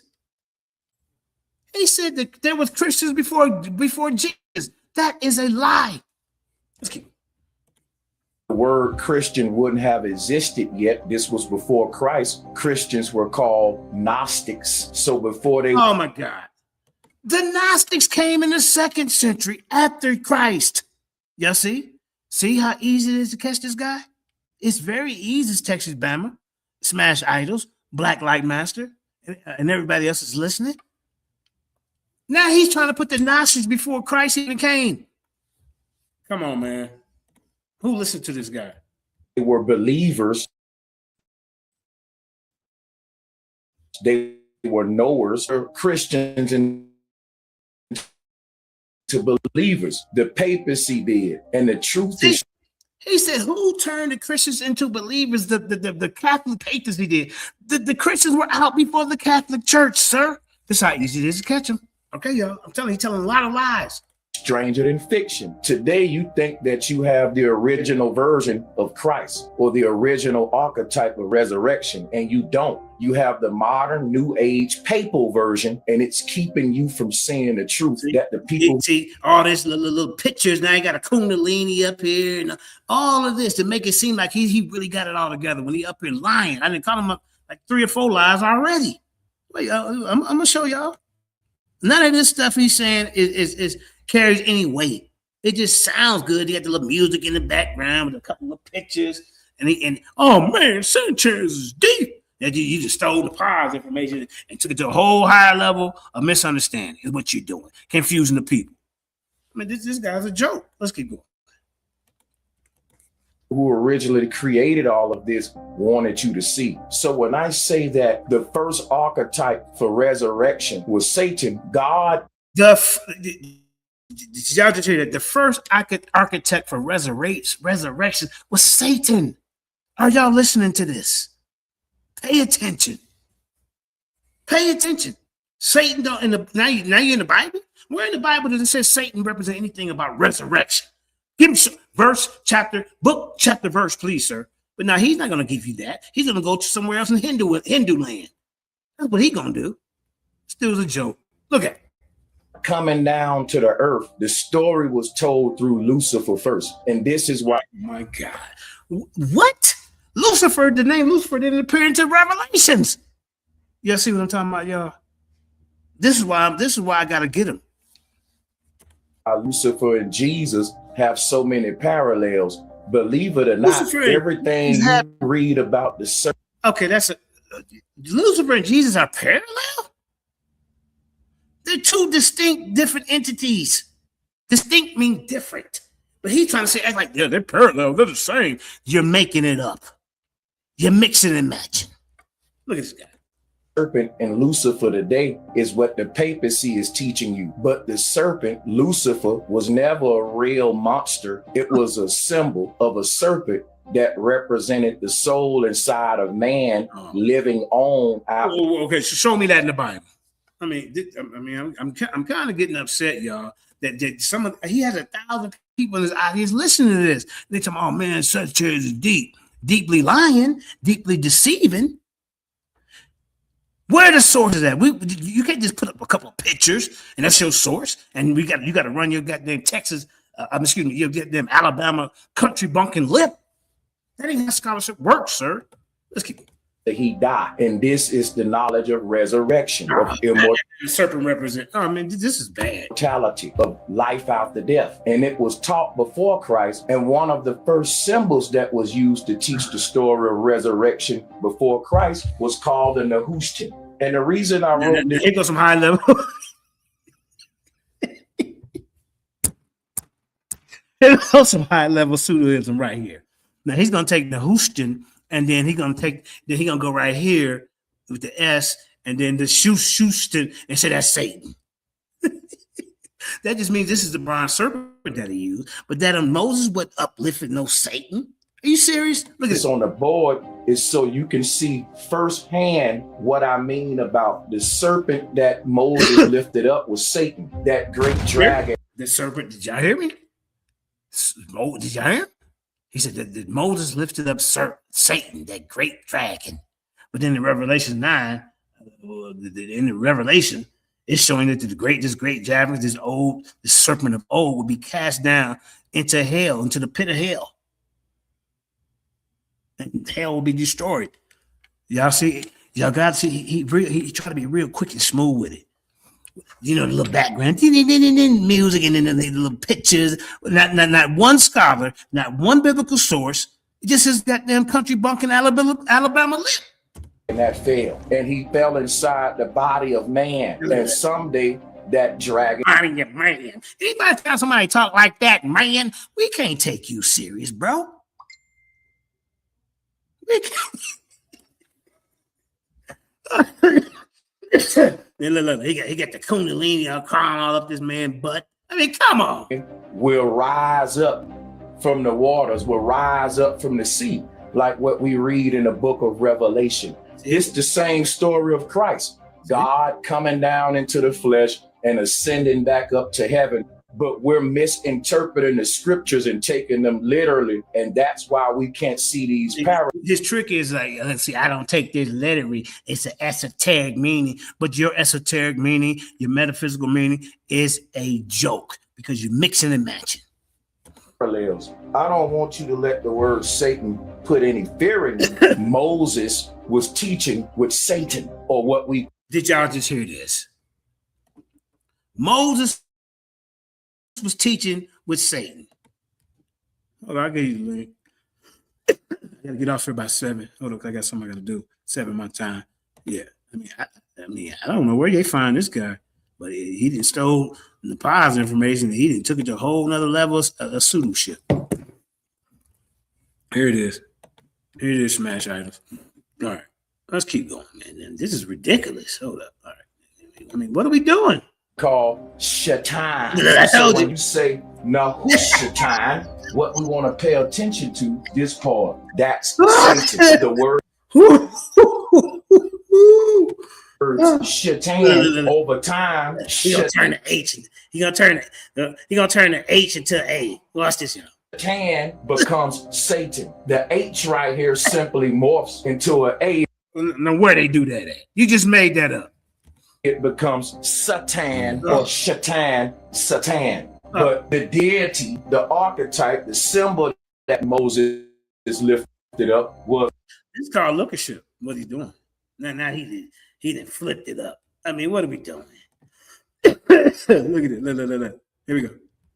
Shaitan. No, who's Shaitan? Shaitan is Satan. This ain't nothing to be scared of. Yes, I believe he is Satan worshiper. That's what it is. He wants y'all to worship Satan. Origin, the foundation of Christianity is based in Shatanism. The origin of Christianity is based in Shatanism. Y'all hear this, y'all?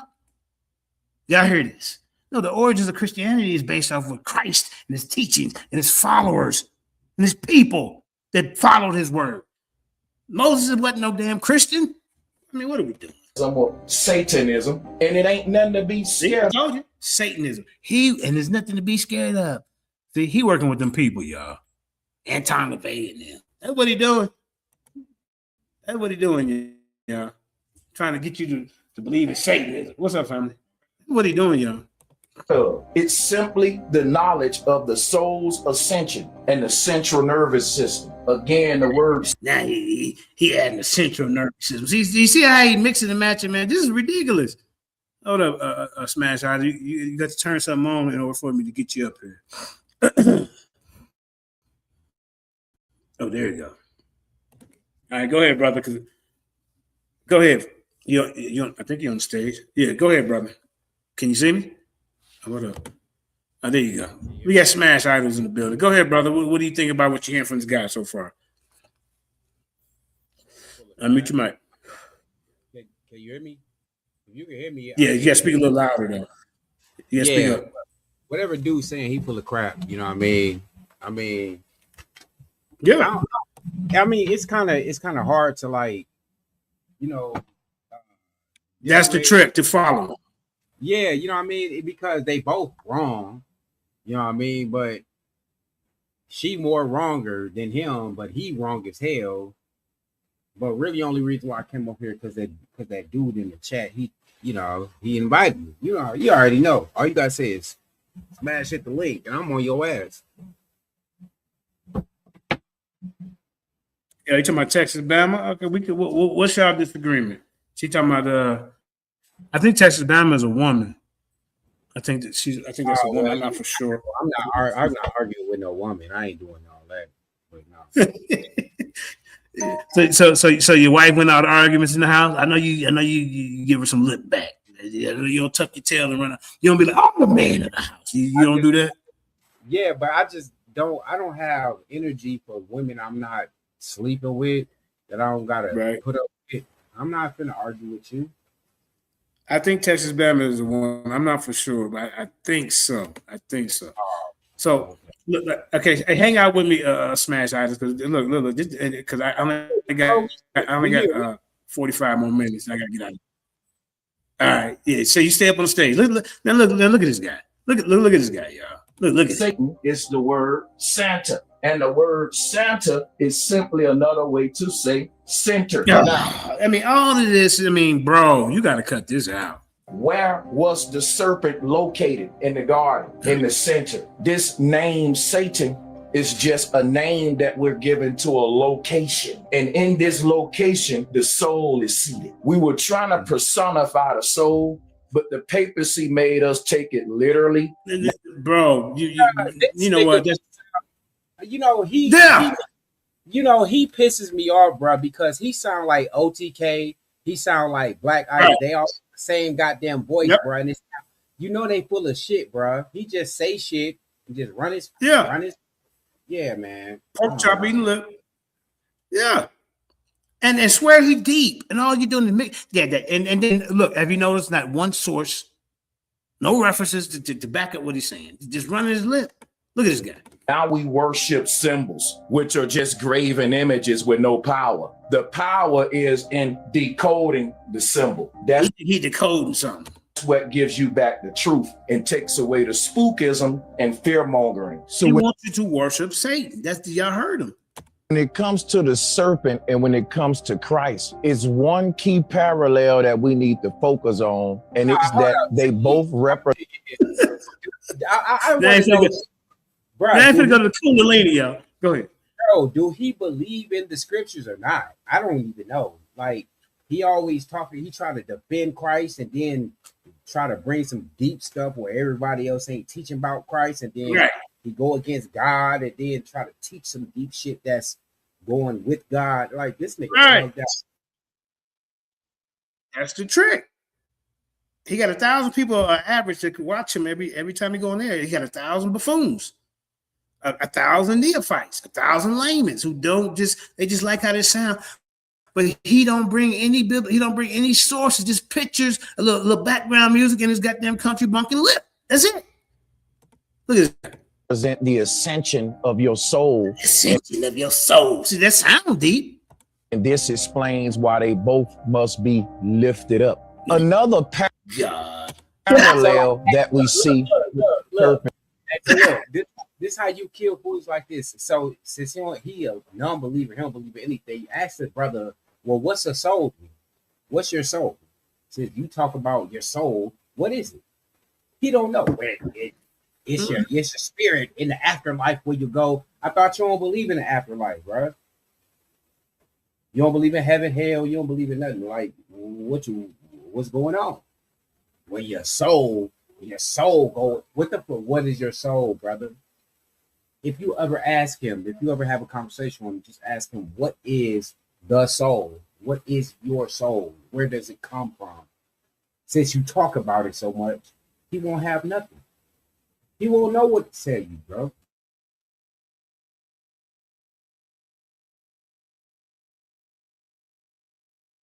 Yeah, man. Like I say, just sorry, you gotta slow it down for this guy. You gotta slow it down, y'all. Look at this guy. And with Christ is that during the time of the serpent, before Christ, it was said that the serpent must be lifted up. The serpent must be uplifted. The serpent must be praised. I told you, he wants you to worship Satan.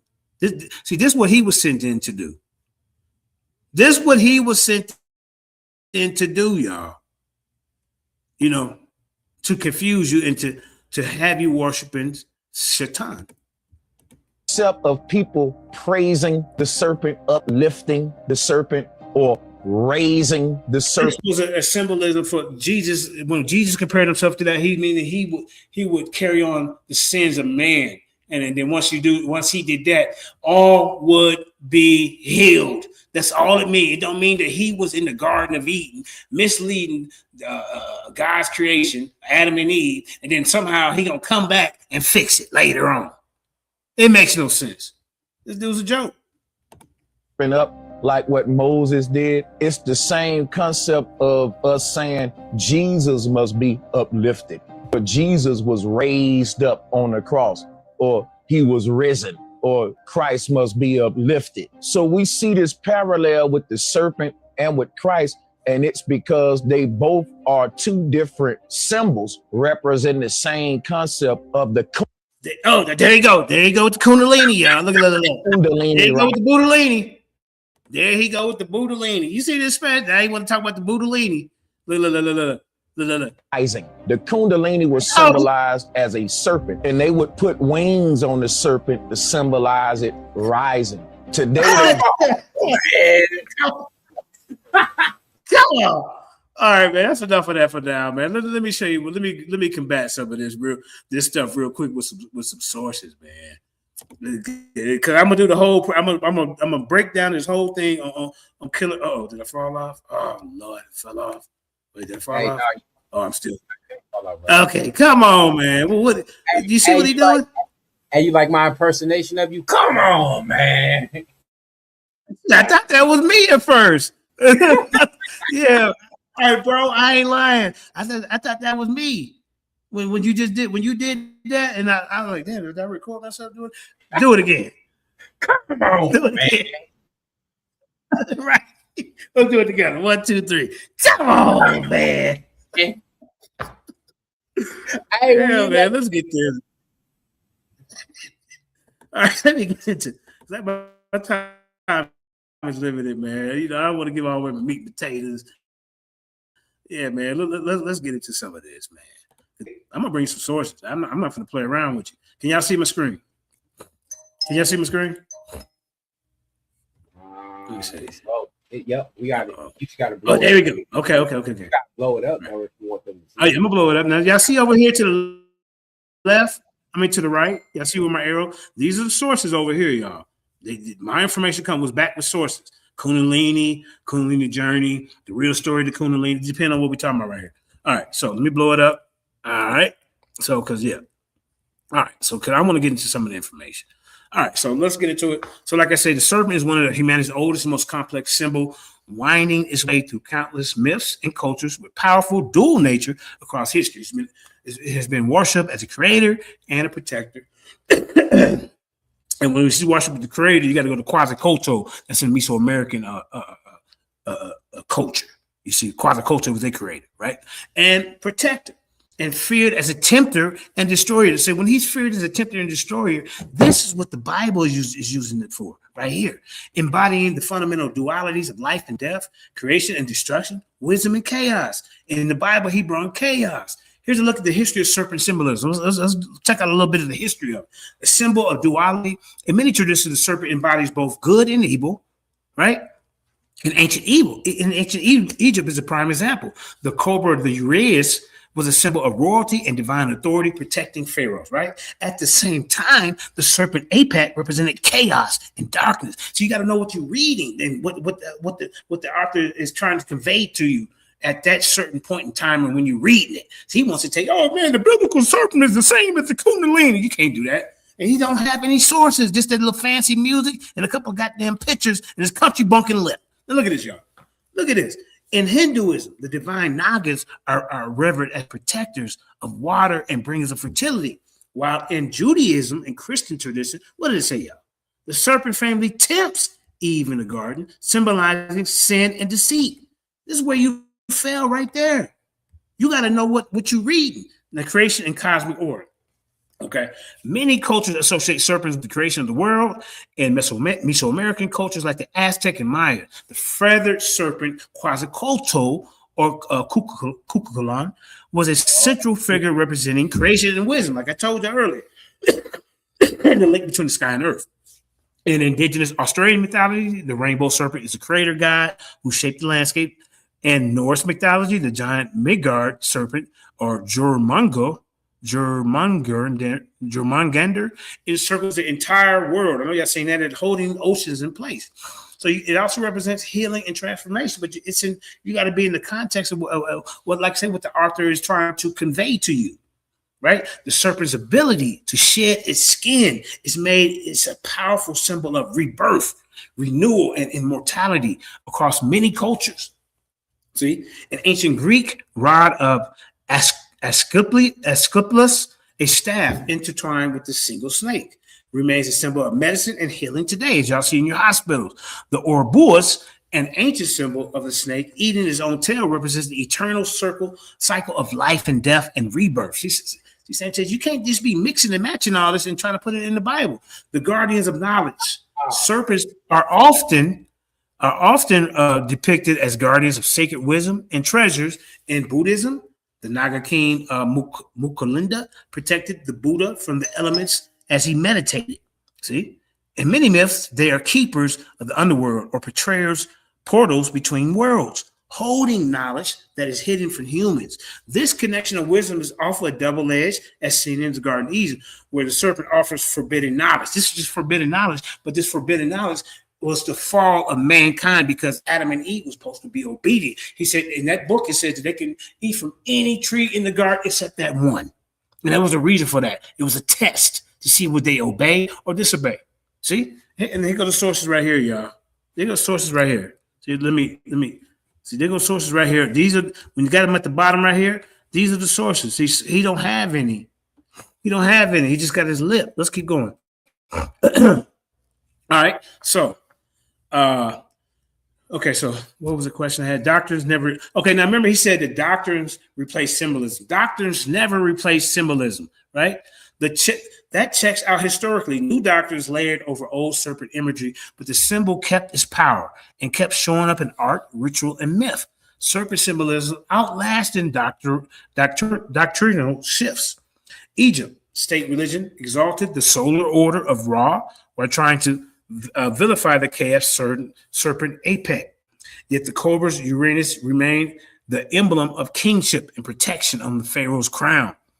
The symbol of divine authority survived the doctrine that cast serpents as enemies. In Greece, the Asclepius became the Olympian healer whose staff bore a single snake. But the Cretonic pre-Olympian association of snakes and earth, prophecy, and renewal never vanished from sanctuaries and household cults. Because remember, he said that doctrine replaced symbolism. So that's another lie he said. Let's keep going.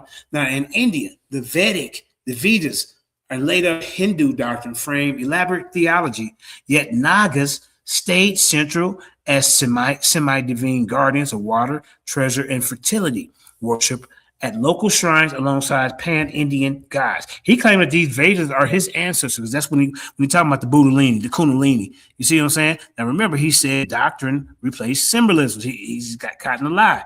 Mesoamerica. Post-contact Christian doctrine condemn indigenous deities, but the feathered serpent Quetzalcoatl and Kukulkan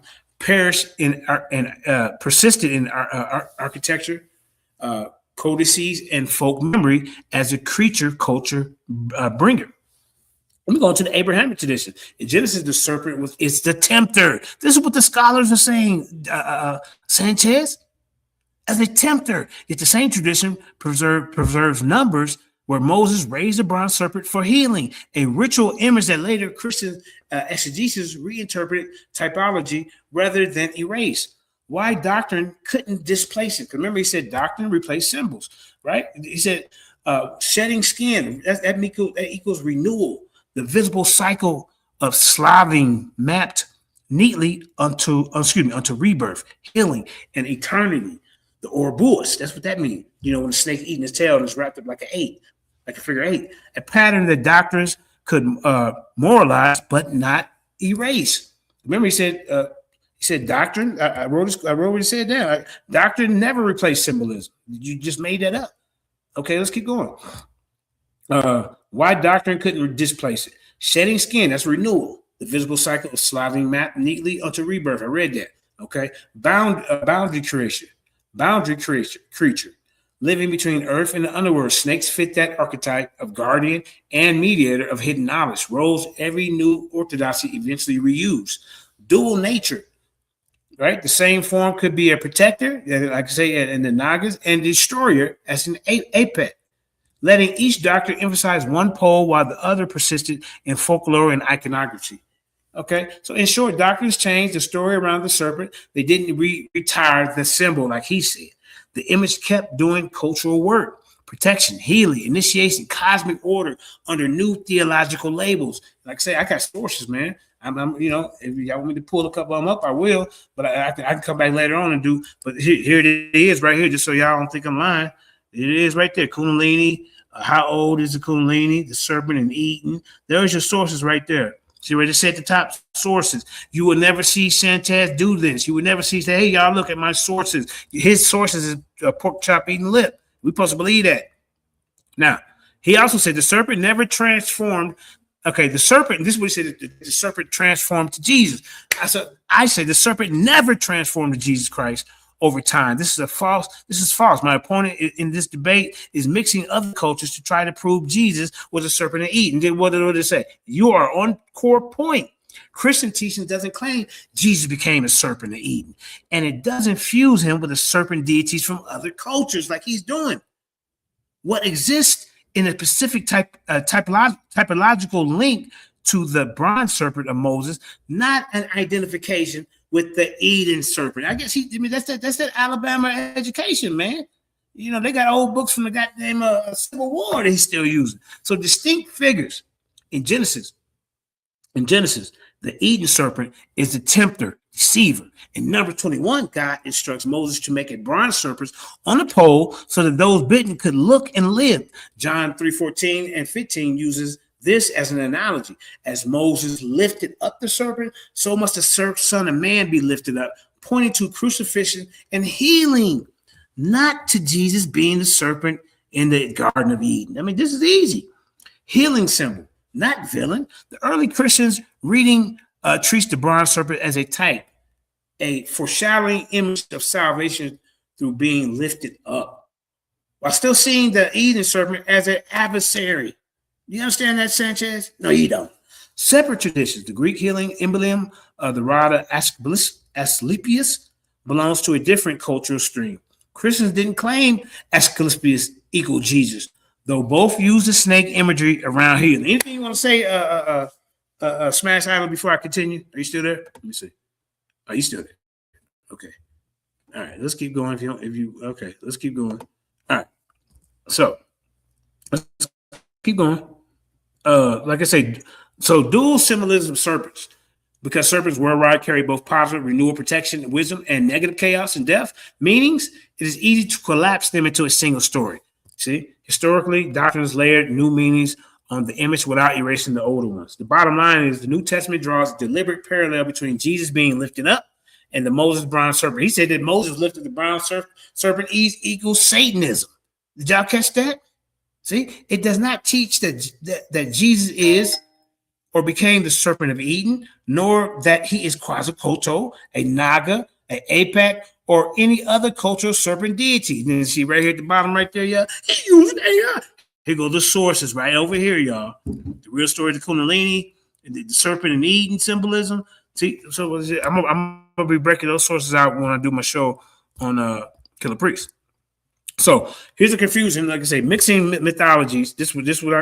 Mixing mythological. Some arguments line up Quetzalcoatl, the feather serpent, or the Orbis, and then map those onto biblical figures. Those are separate traditions with their own cosmologies. Sanchez, creation, fertility, cosmic order, chaos, not sources for Christology. Dual symbolism of serpents, because serpents worldwide carry what? Both positive, like I said earlier, renewal, protection, and wisdom, and negative, chaos, death, meanings. It's easy to collapse into a single story. Historically, doctrines layered new meanings of the image without erasing the older one. Let's keep going. That's exactly. And that's mixing the main source up the mix-up. A few mechanics keep feeding it.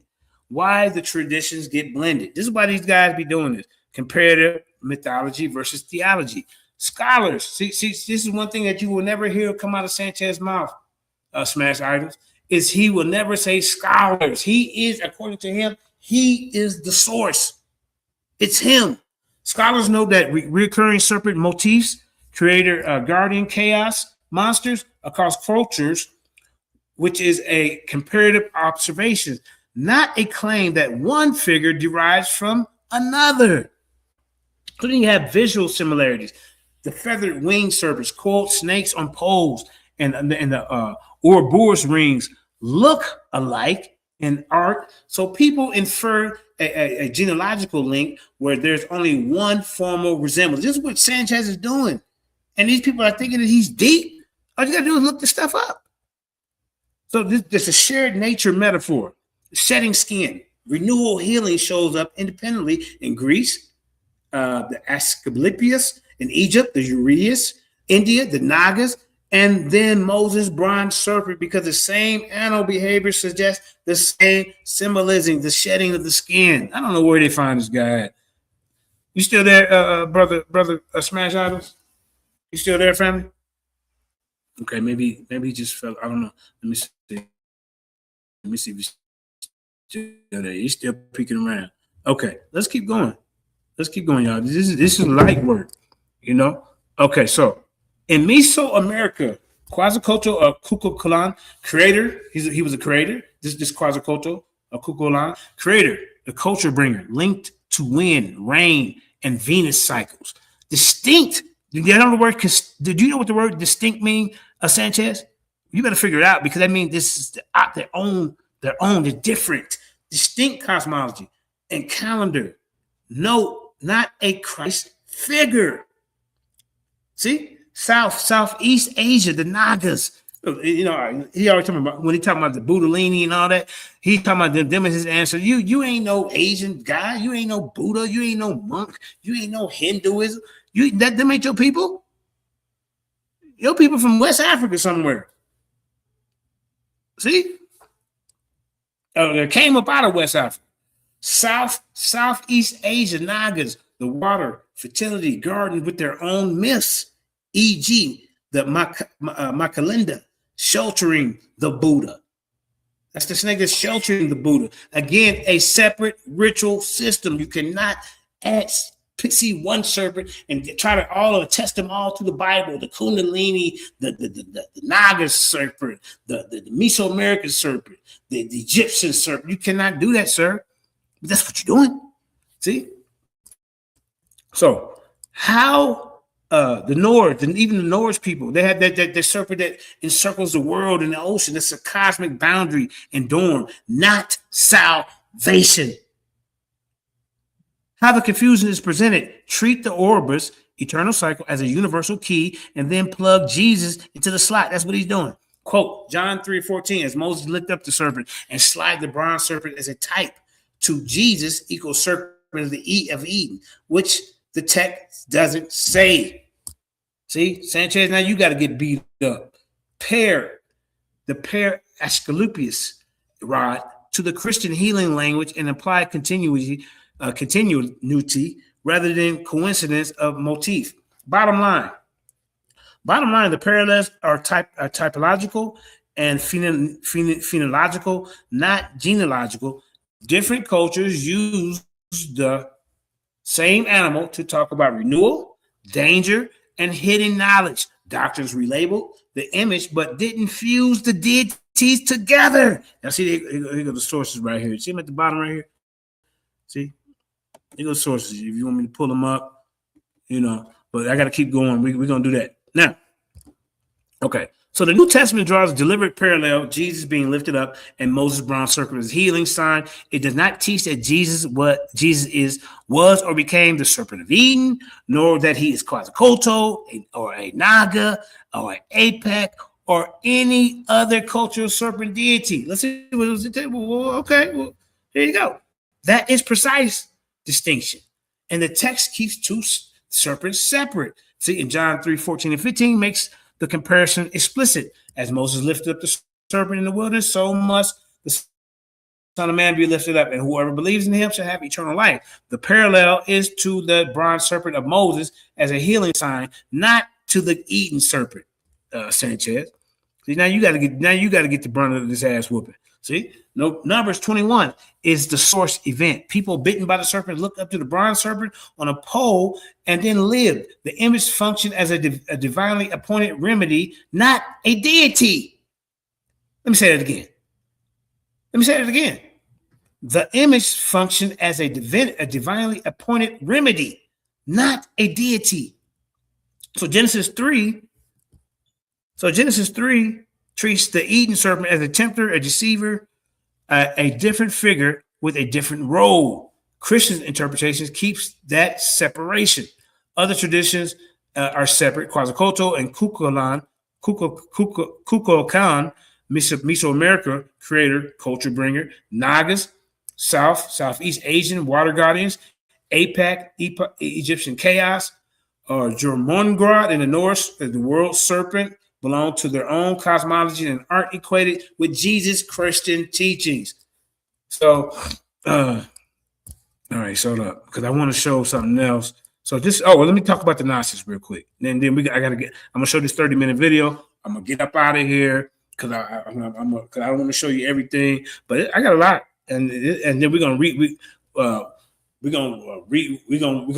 evaluate his whole video and how he lies and mix and matches. This is why you got to slow it down and catch him. See, Genesis mainstream reading, the serpent promised that eating the fruit will open the eyes and make humans know good and evil. The text frame it as forbidding knowledge, not a neutral awakening, as it leads to what? Exile, getting kicked out. You got evicted. So the Gnostics current. So this, remember, he said the Gnostics came before the Christians. That's a lie. They came in the 2nd century. Gnostics currents later reinterpretation. Some groups flip the evaluation, seeing that the serpent as revealer who sparks insight, gnosis, and liberation from ignorance. This is a sectarian rereading, not the Hebrew Bible's own stance. The cross-cultural wisdom links many systems, ties serpents to wisdom, guardian knowledge, e.g., Quetzalcoatl as a cultural bringer and priestly knowledge in Mesoamerica, Nagas as keepers of hidden teachings, and the treasures of Indic traditions. That's divine in the sense of sacred initiatory knowledge. Okay, so where it means something else. Egypt, the Uranus Cobra, royal authority and protector. APAC, chaos, doctrine, darkness. See, each serpent symbol represents the context of the book. You see? You have to, see what the author is conceptualizing to this audience. See? What he's doing, he's doing a whole bunch of cultural appropriation. He's bringing other cultures into this book, this Bible, and he's trying to say, see, that don't work. And like I say, once again, you would never see him show a source. Okay. So, okay. So let's get up out of here on that part.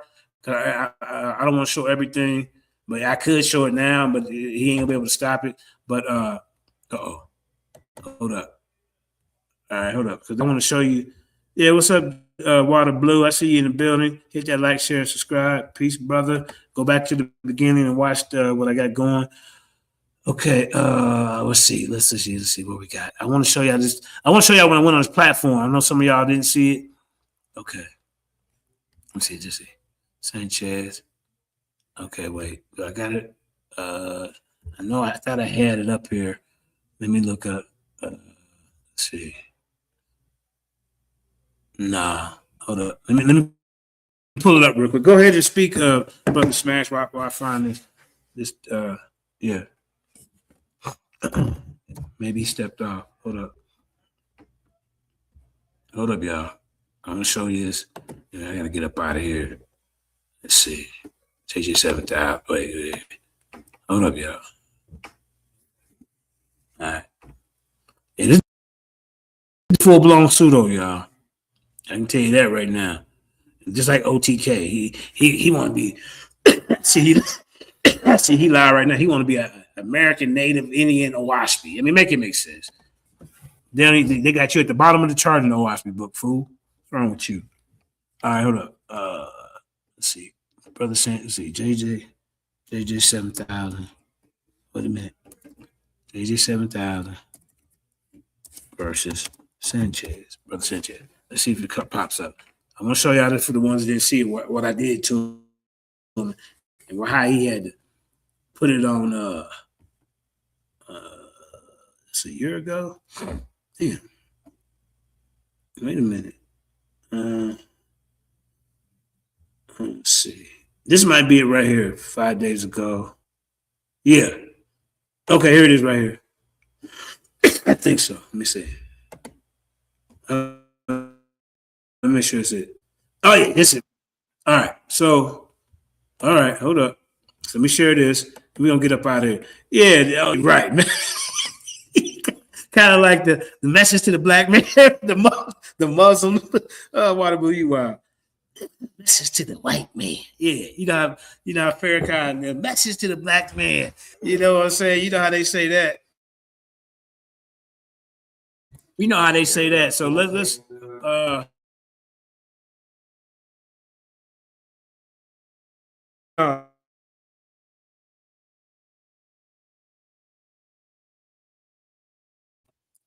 on, let me play this.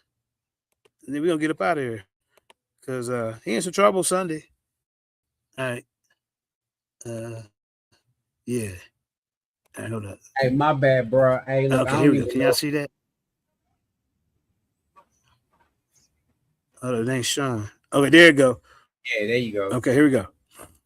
All right, here we go.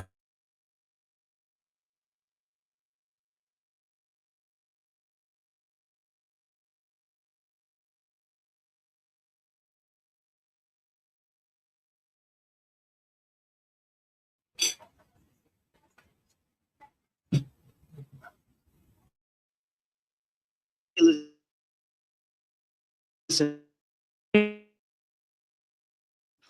So that's a context. There's different meanings, like the Egyptians, apos.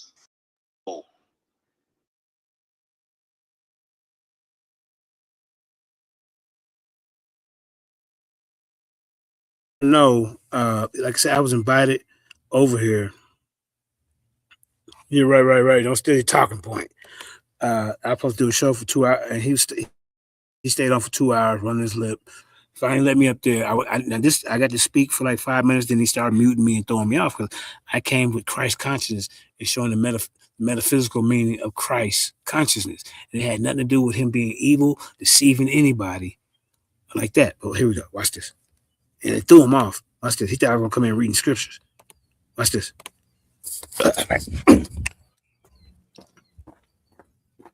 All right.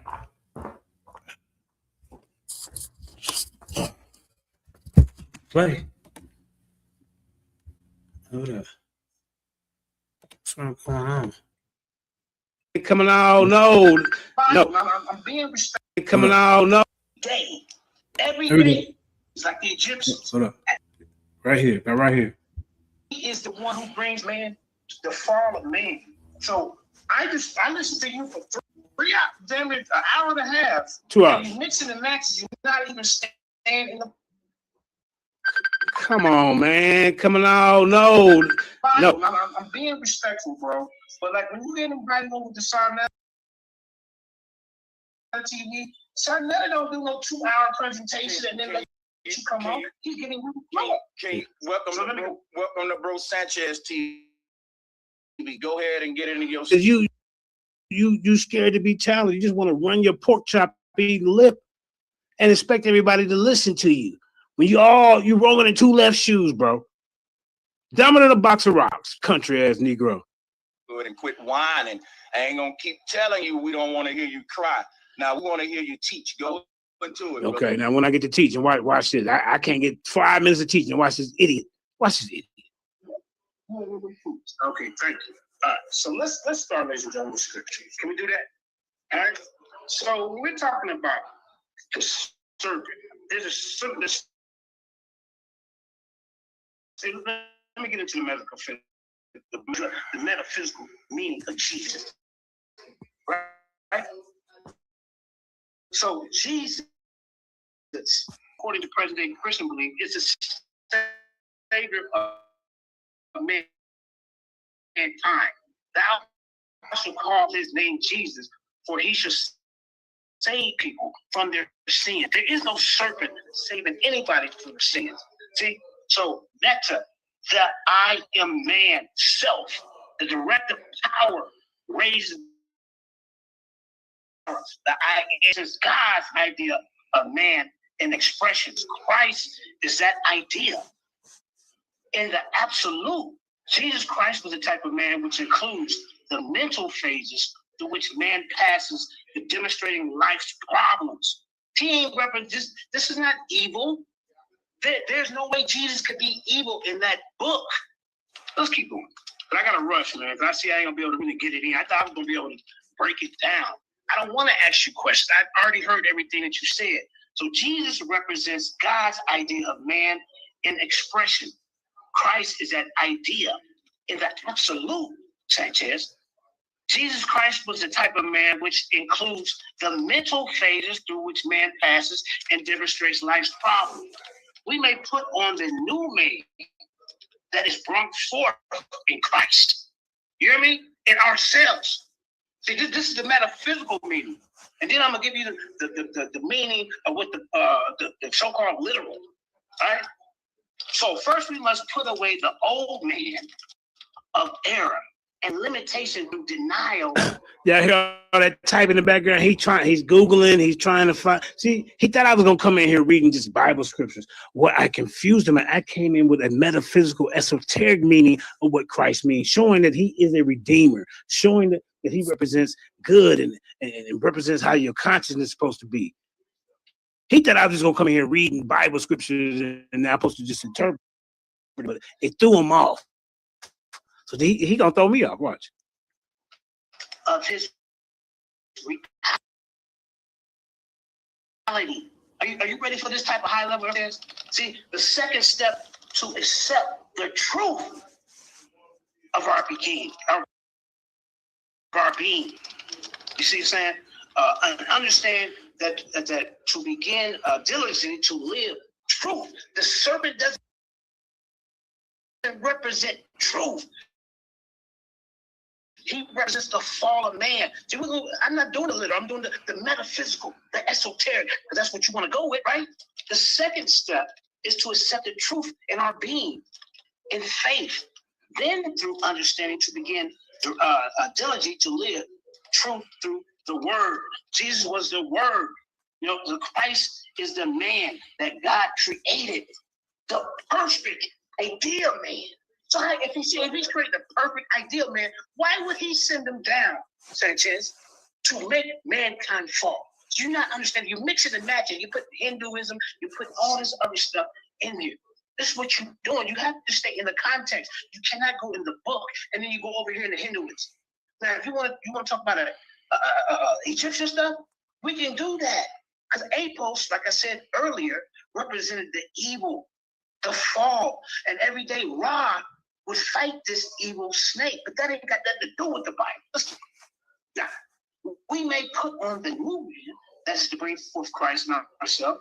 First, we must put away the old man. I read that. Let's keep going, because I hate to rush, man, but I ain't gonna get to teach. He want me to ask him questions. I thought I was an invited guest. Okay, so Jesus, the man in Nazareth, demonstrated this as an atonement impossible, is possible to man. And as a consequence, he's a type man which we are exerted, have his mind in you, which also in Jesus Christ, which implies that all they demonstrate as he did. Christ was a positive energy. There is nowhere in that Bible saying that he had sin. He represented God as a perfect being, which we model ourselves after Sanchez. All right. So it is wise to protect the newborn spiritual consciousness. He's not ready for this type of information. And then nobody else can. Hey, broski, bro. Yeah, go ahead. Yeah. Because I'm kind of like curious. I'm kind of like curious on like what he believed, right? I'm wondering like what do he believe? Because it seemed like throughout the years I didn't heard this dude. I really ain't, you know what I mean? I don't go to his show like that, but every time I hear him, it's like he defends the Bible but goes against it at the same time. You know what I mean? And I just want to know, like, what is his beliefs actually? You seem to have dealt with him quite a numerous of times. What do he actually believe? I don't know what he believed. He was teaching flat Earth. You know, that's what he was teaching. So, I mean, yeah. How do you teach flat Earth? I mean, do the research, do the geography, it's done. I mean,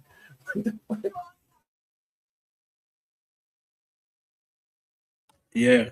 But let me finish this little bit of piece right here because I got a class I gotta take here in 15 minutes. All right. So hold up. Challenge you. See, I want you to come on my platform, get you out of your fishbowl, so that way I will give you time to speak, and then I have time to speak. So I gotta rush y'all. See, Jesus is the temple at the age of 12 years, representing growing consciousness within us that we are sons of God. That's in Luke 2, 40 to 52. All right, let's keep going. Let's keep.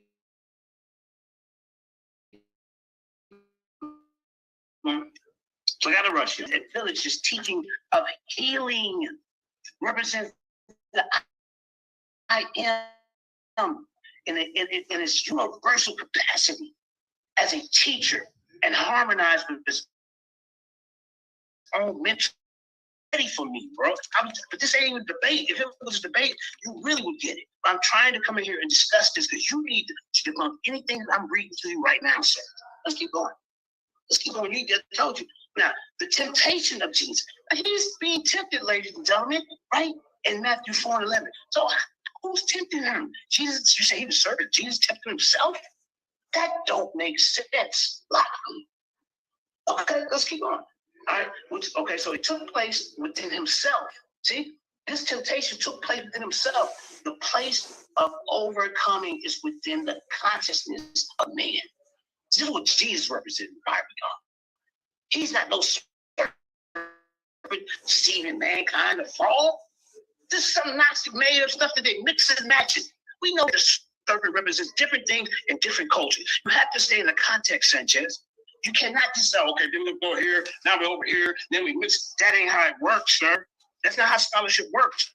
All right? So the temptation that turns stones to bread illustrates the dots of ignorance that derives people with the belief that they can satisfy the soul with material stuff without looking for the bread that comes with heaven, the word of God. We must feed our soul with new truths daily. This is what Jesus represents. He don't represent no sin, no temptation, none of that. But this is what you're doing with it. You, Napah, and the rest of these people in the community is misleading people with misinformation. Now, if you want to talk about Gnostic stuff, we can do that. You want to talk about Hinduism, we can do that. If you want to talk about what the snake represented, the Kundalini, we can do that. Look. Y'all see that arrow? He's getting ready to mute me. Look at y'all see what? Look, watch it. See, he muted me. He already muted me. I'm not doing it. See, look at this coward. Look, muted me. I gotta unmute myself. He gonna mute me again. Watch this. Look at this coward. Look at this coward. I told you. Look at him. Look, he's a coward, man. I know it hurt. Look, mute me. Told you. Now, look, and you want me to stay on your platform. Look, steady mute me. I'm steady talking. Look. Poor fella.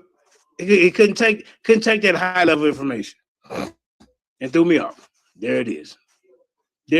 Bro must be on coke. Now I'm on coke. See, now you want to slander me. Nigga, you's a piece of shit. And now I'm on coke because I'm bringing out real information.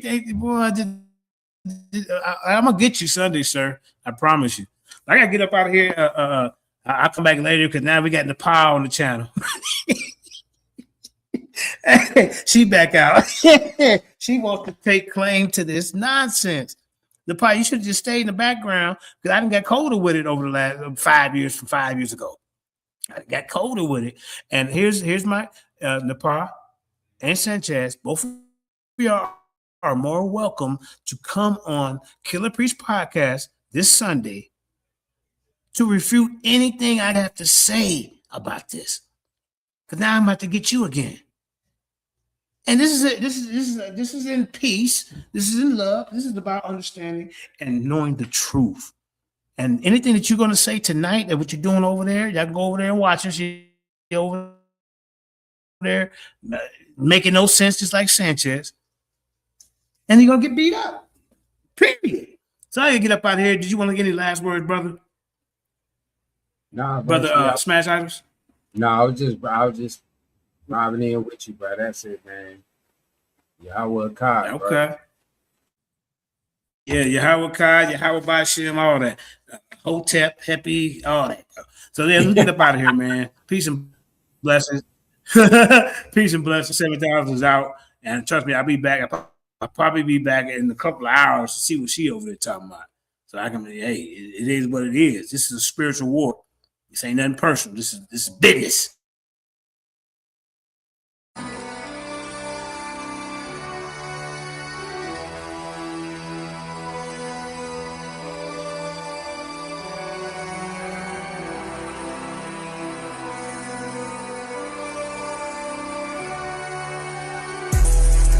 Murder me, but never hurt me. Intellectually, it's a murder scene. Claiming you a scholar, get the clock out. Claiming you a scholar, get the clock out. Wanna murder me, but never hurt me. Intellectually, it's a murder scene. Claiming you a scholar, get the clock out. Claiming you a scholar, get the clock out. Black excellence at its finest. Yeah, using big words, but he can't define it. Then hit him with the cannon, don't you stand behind him. It's about to get hot, while you change the climate. He's nothing but a novice and he show his heart. Man, I think this rookie's done, sticking with a fork. Yeah, he treading water, swimming with the sharks.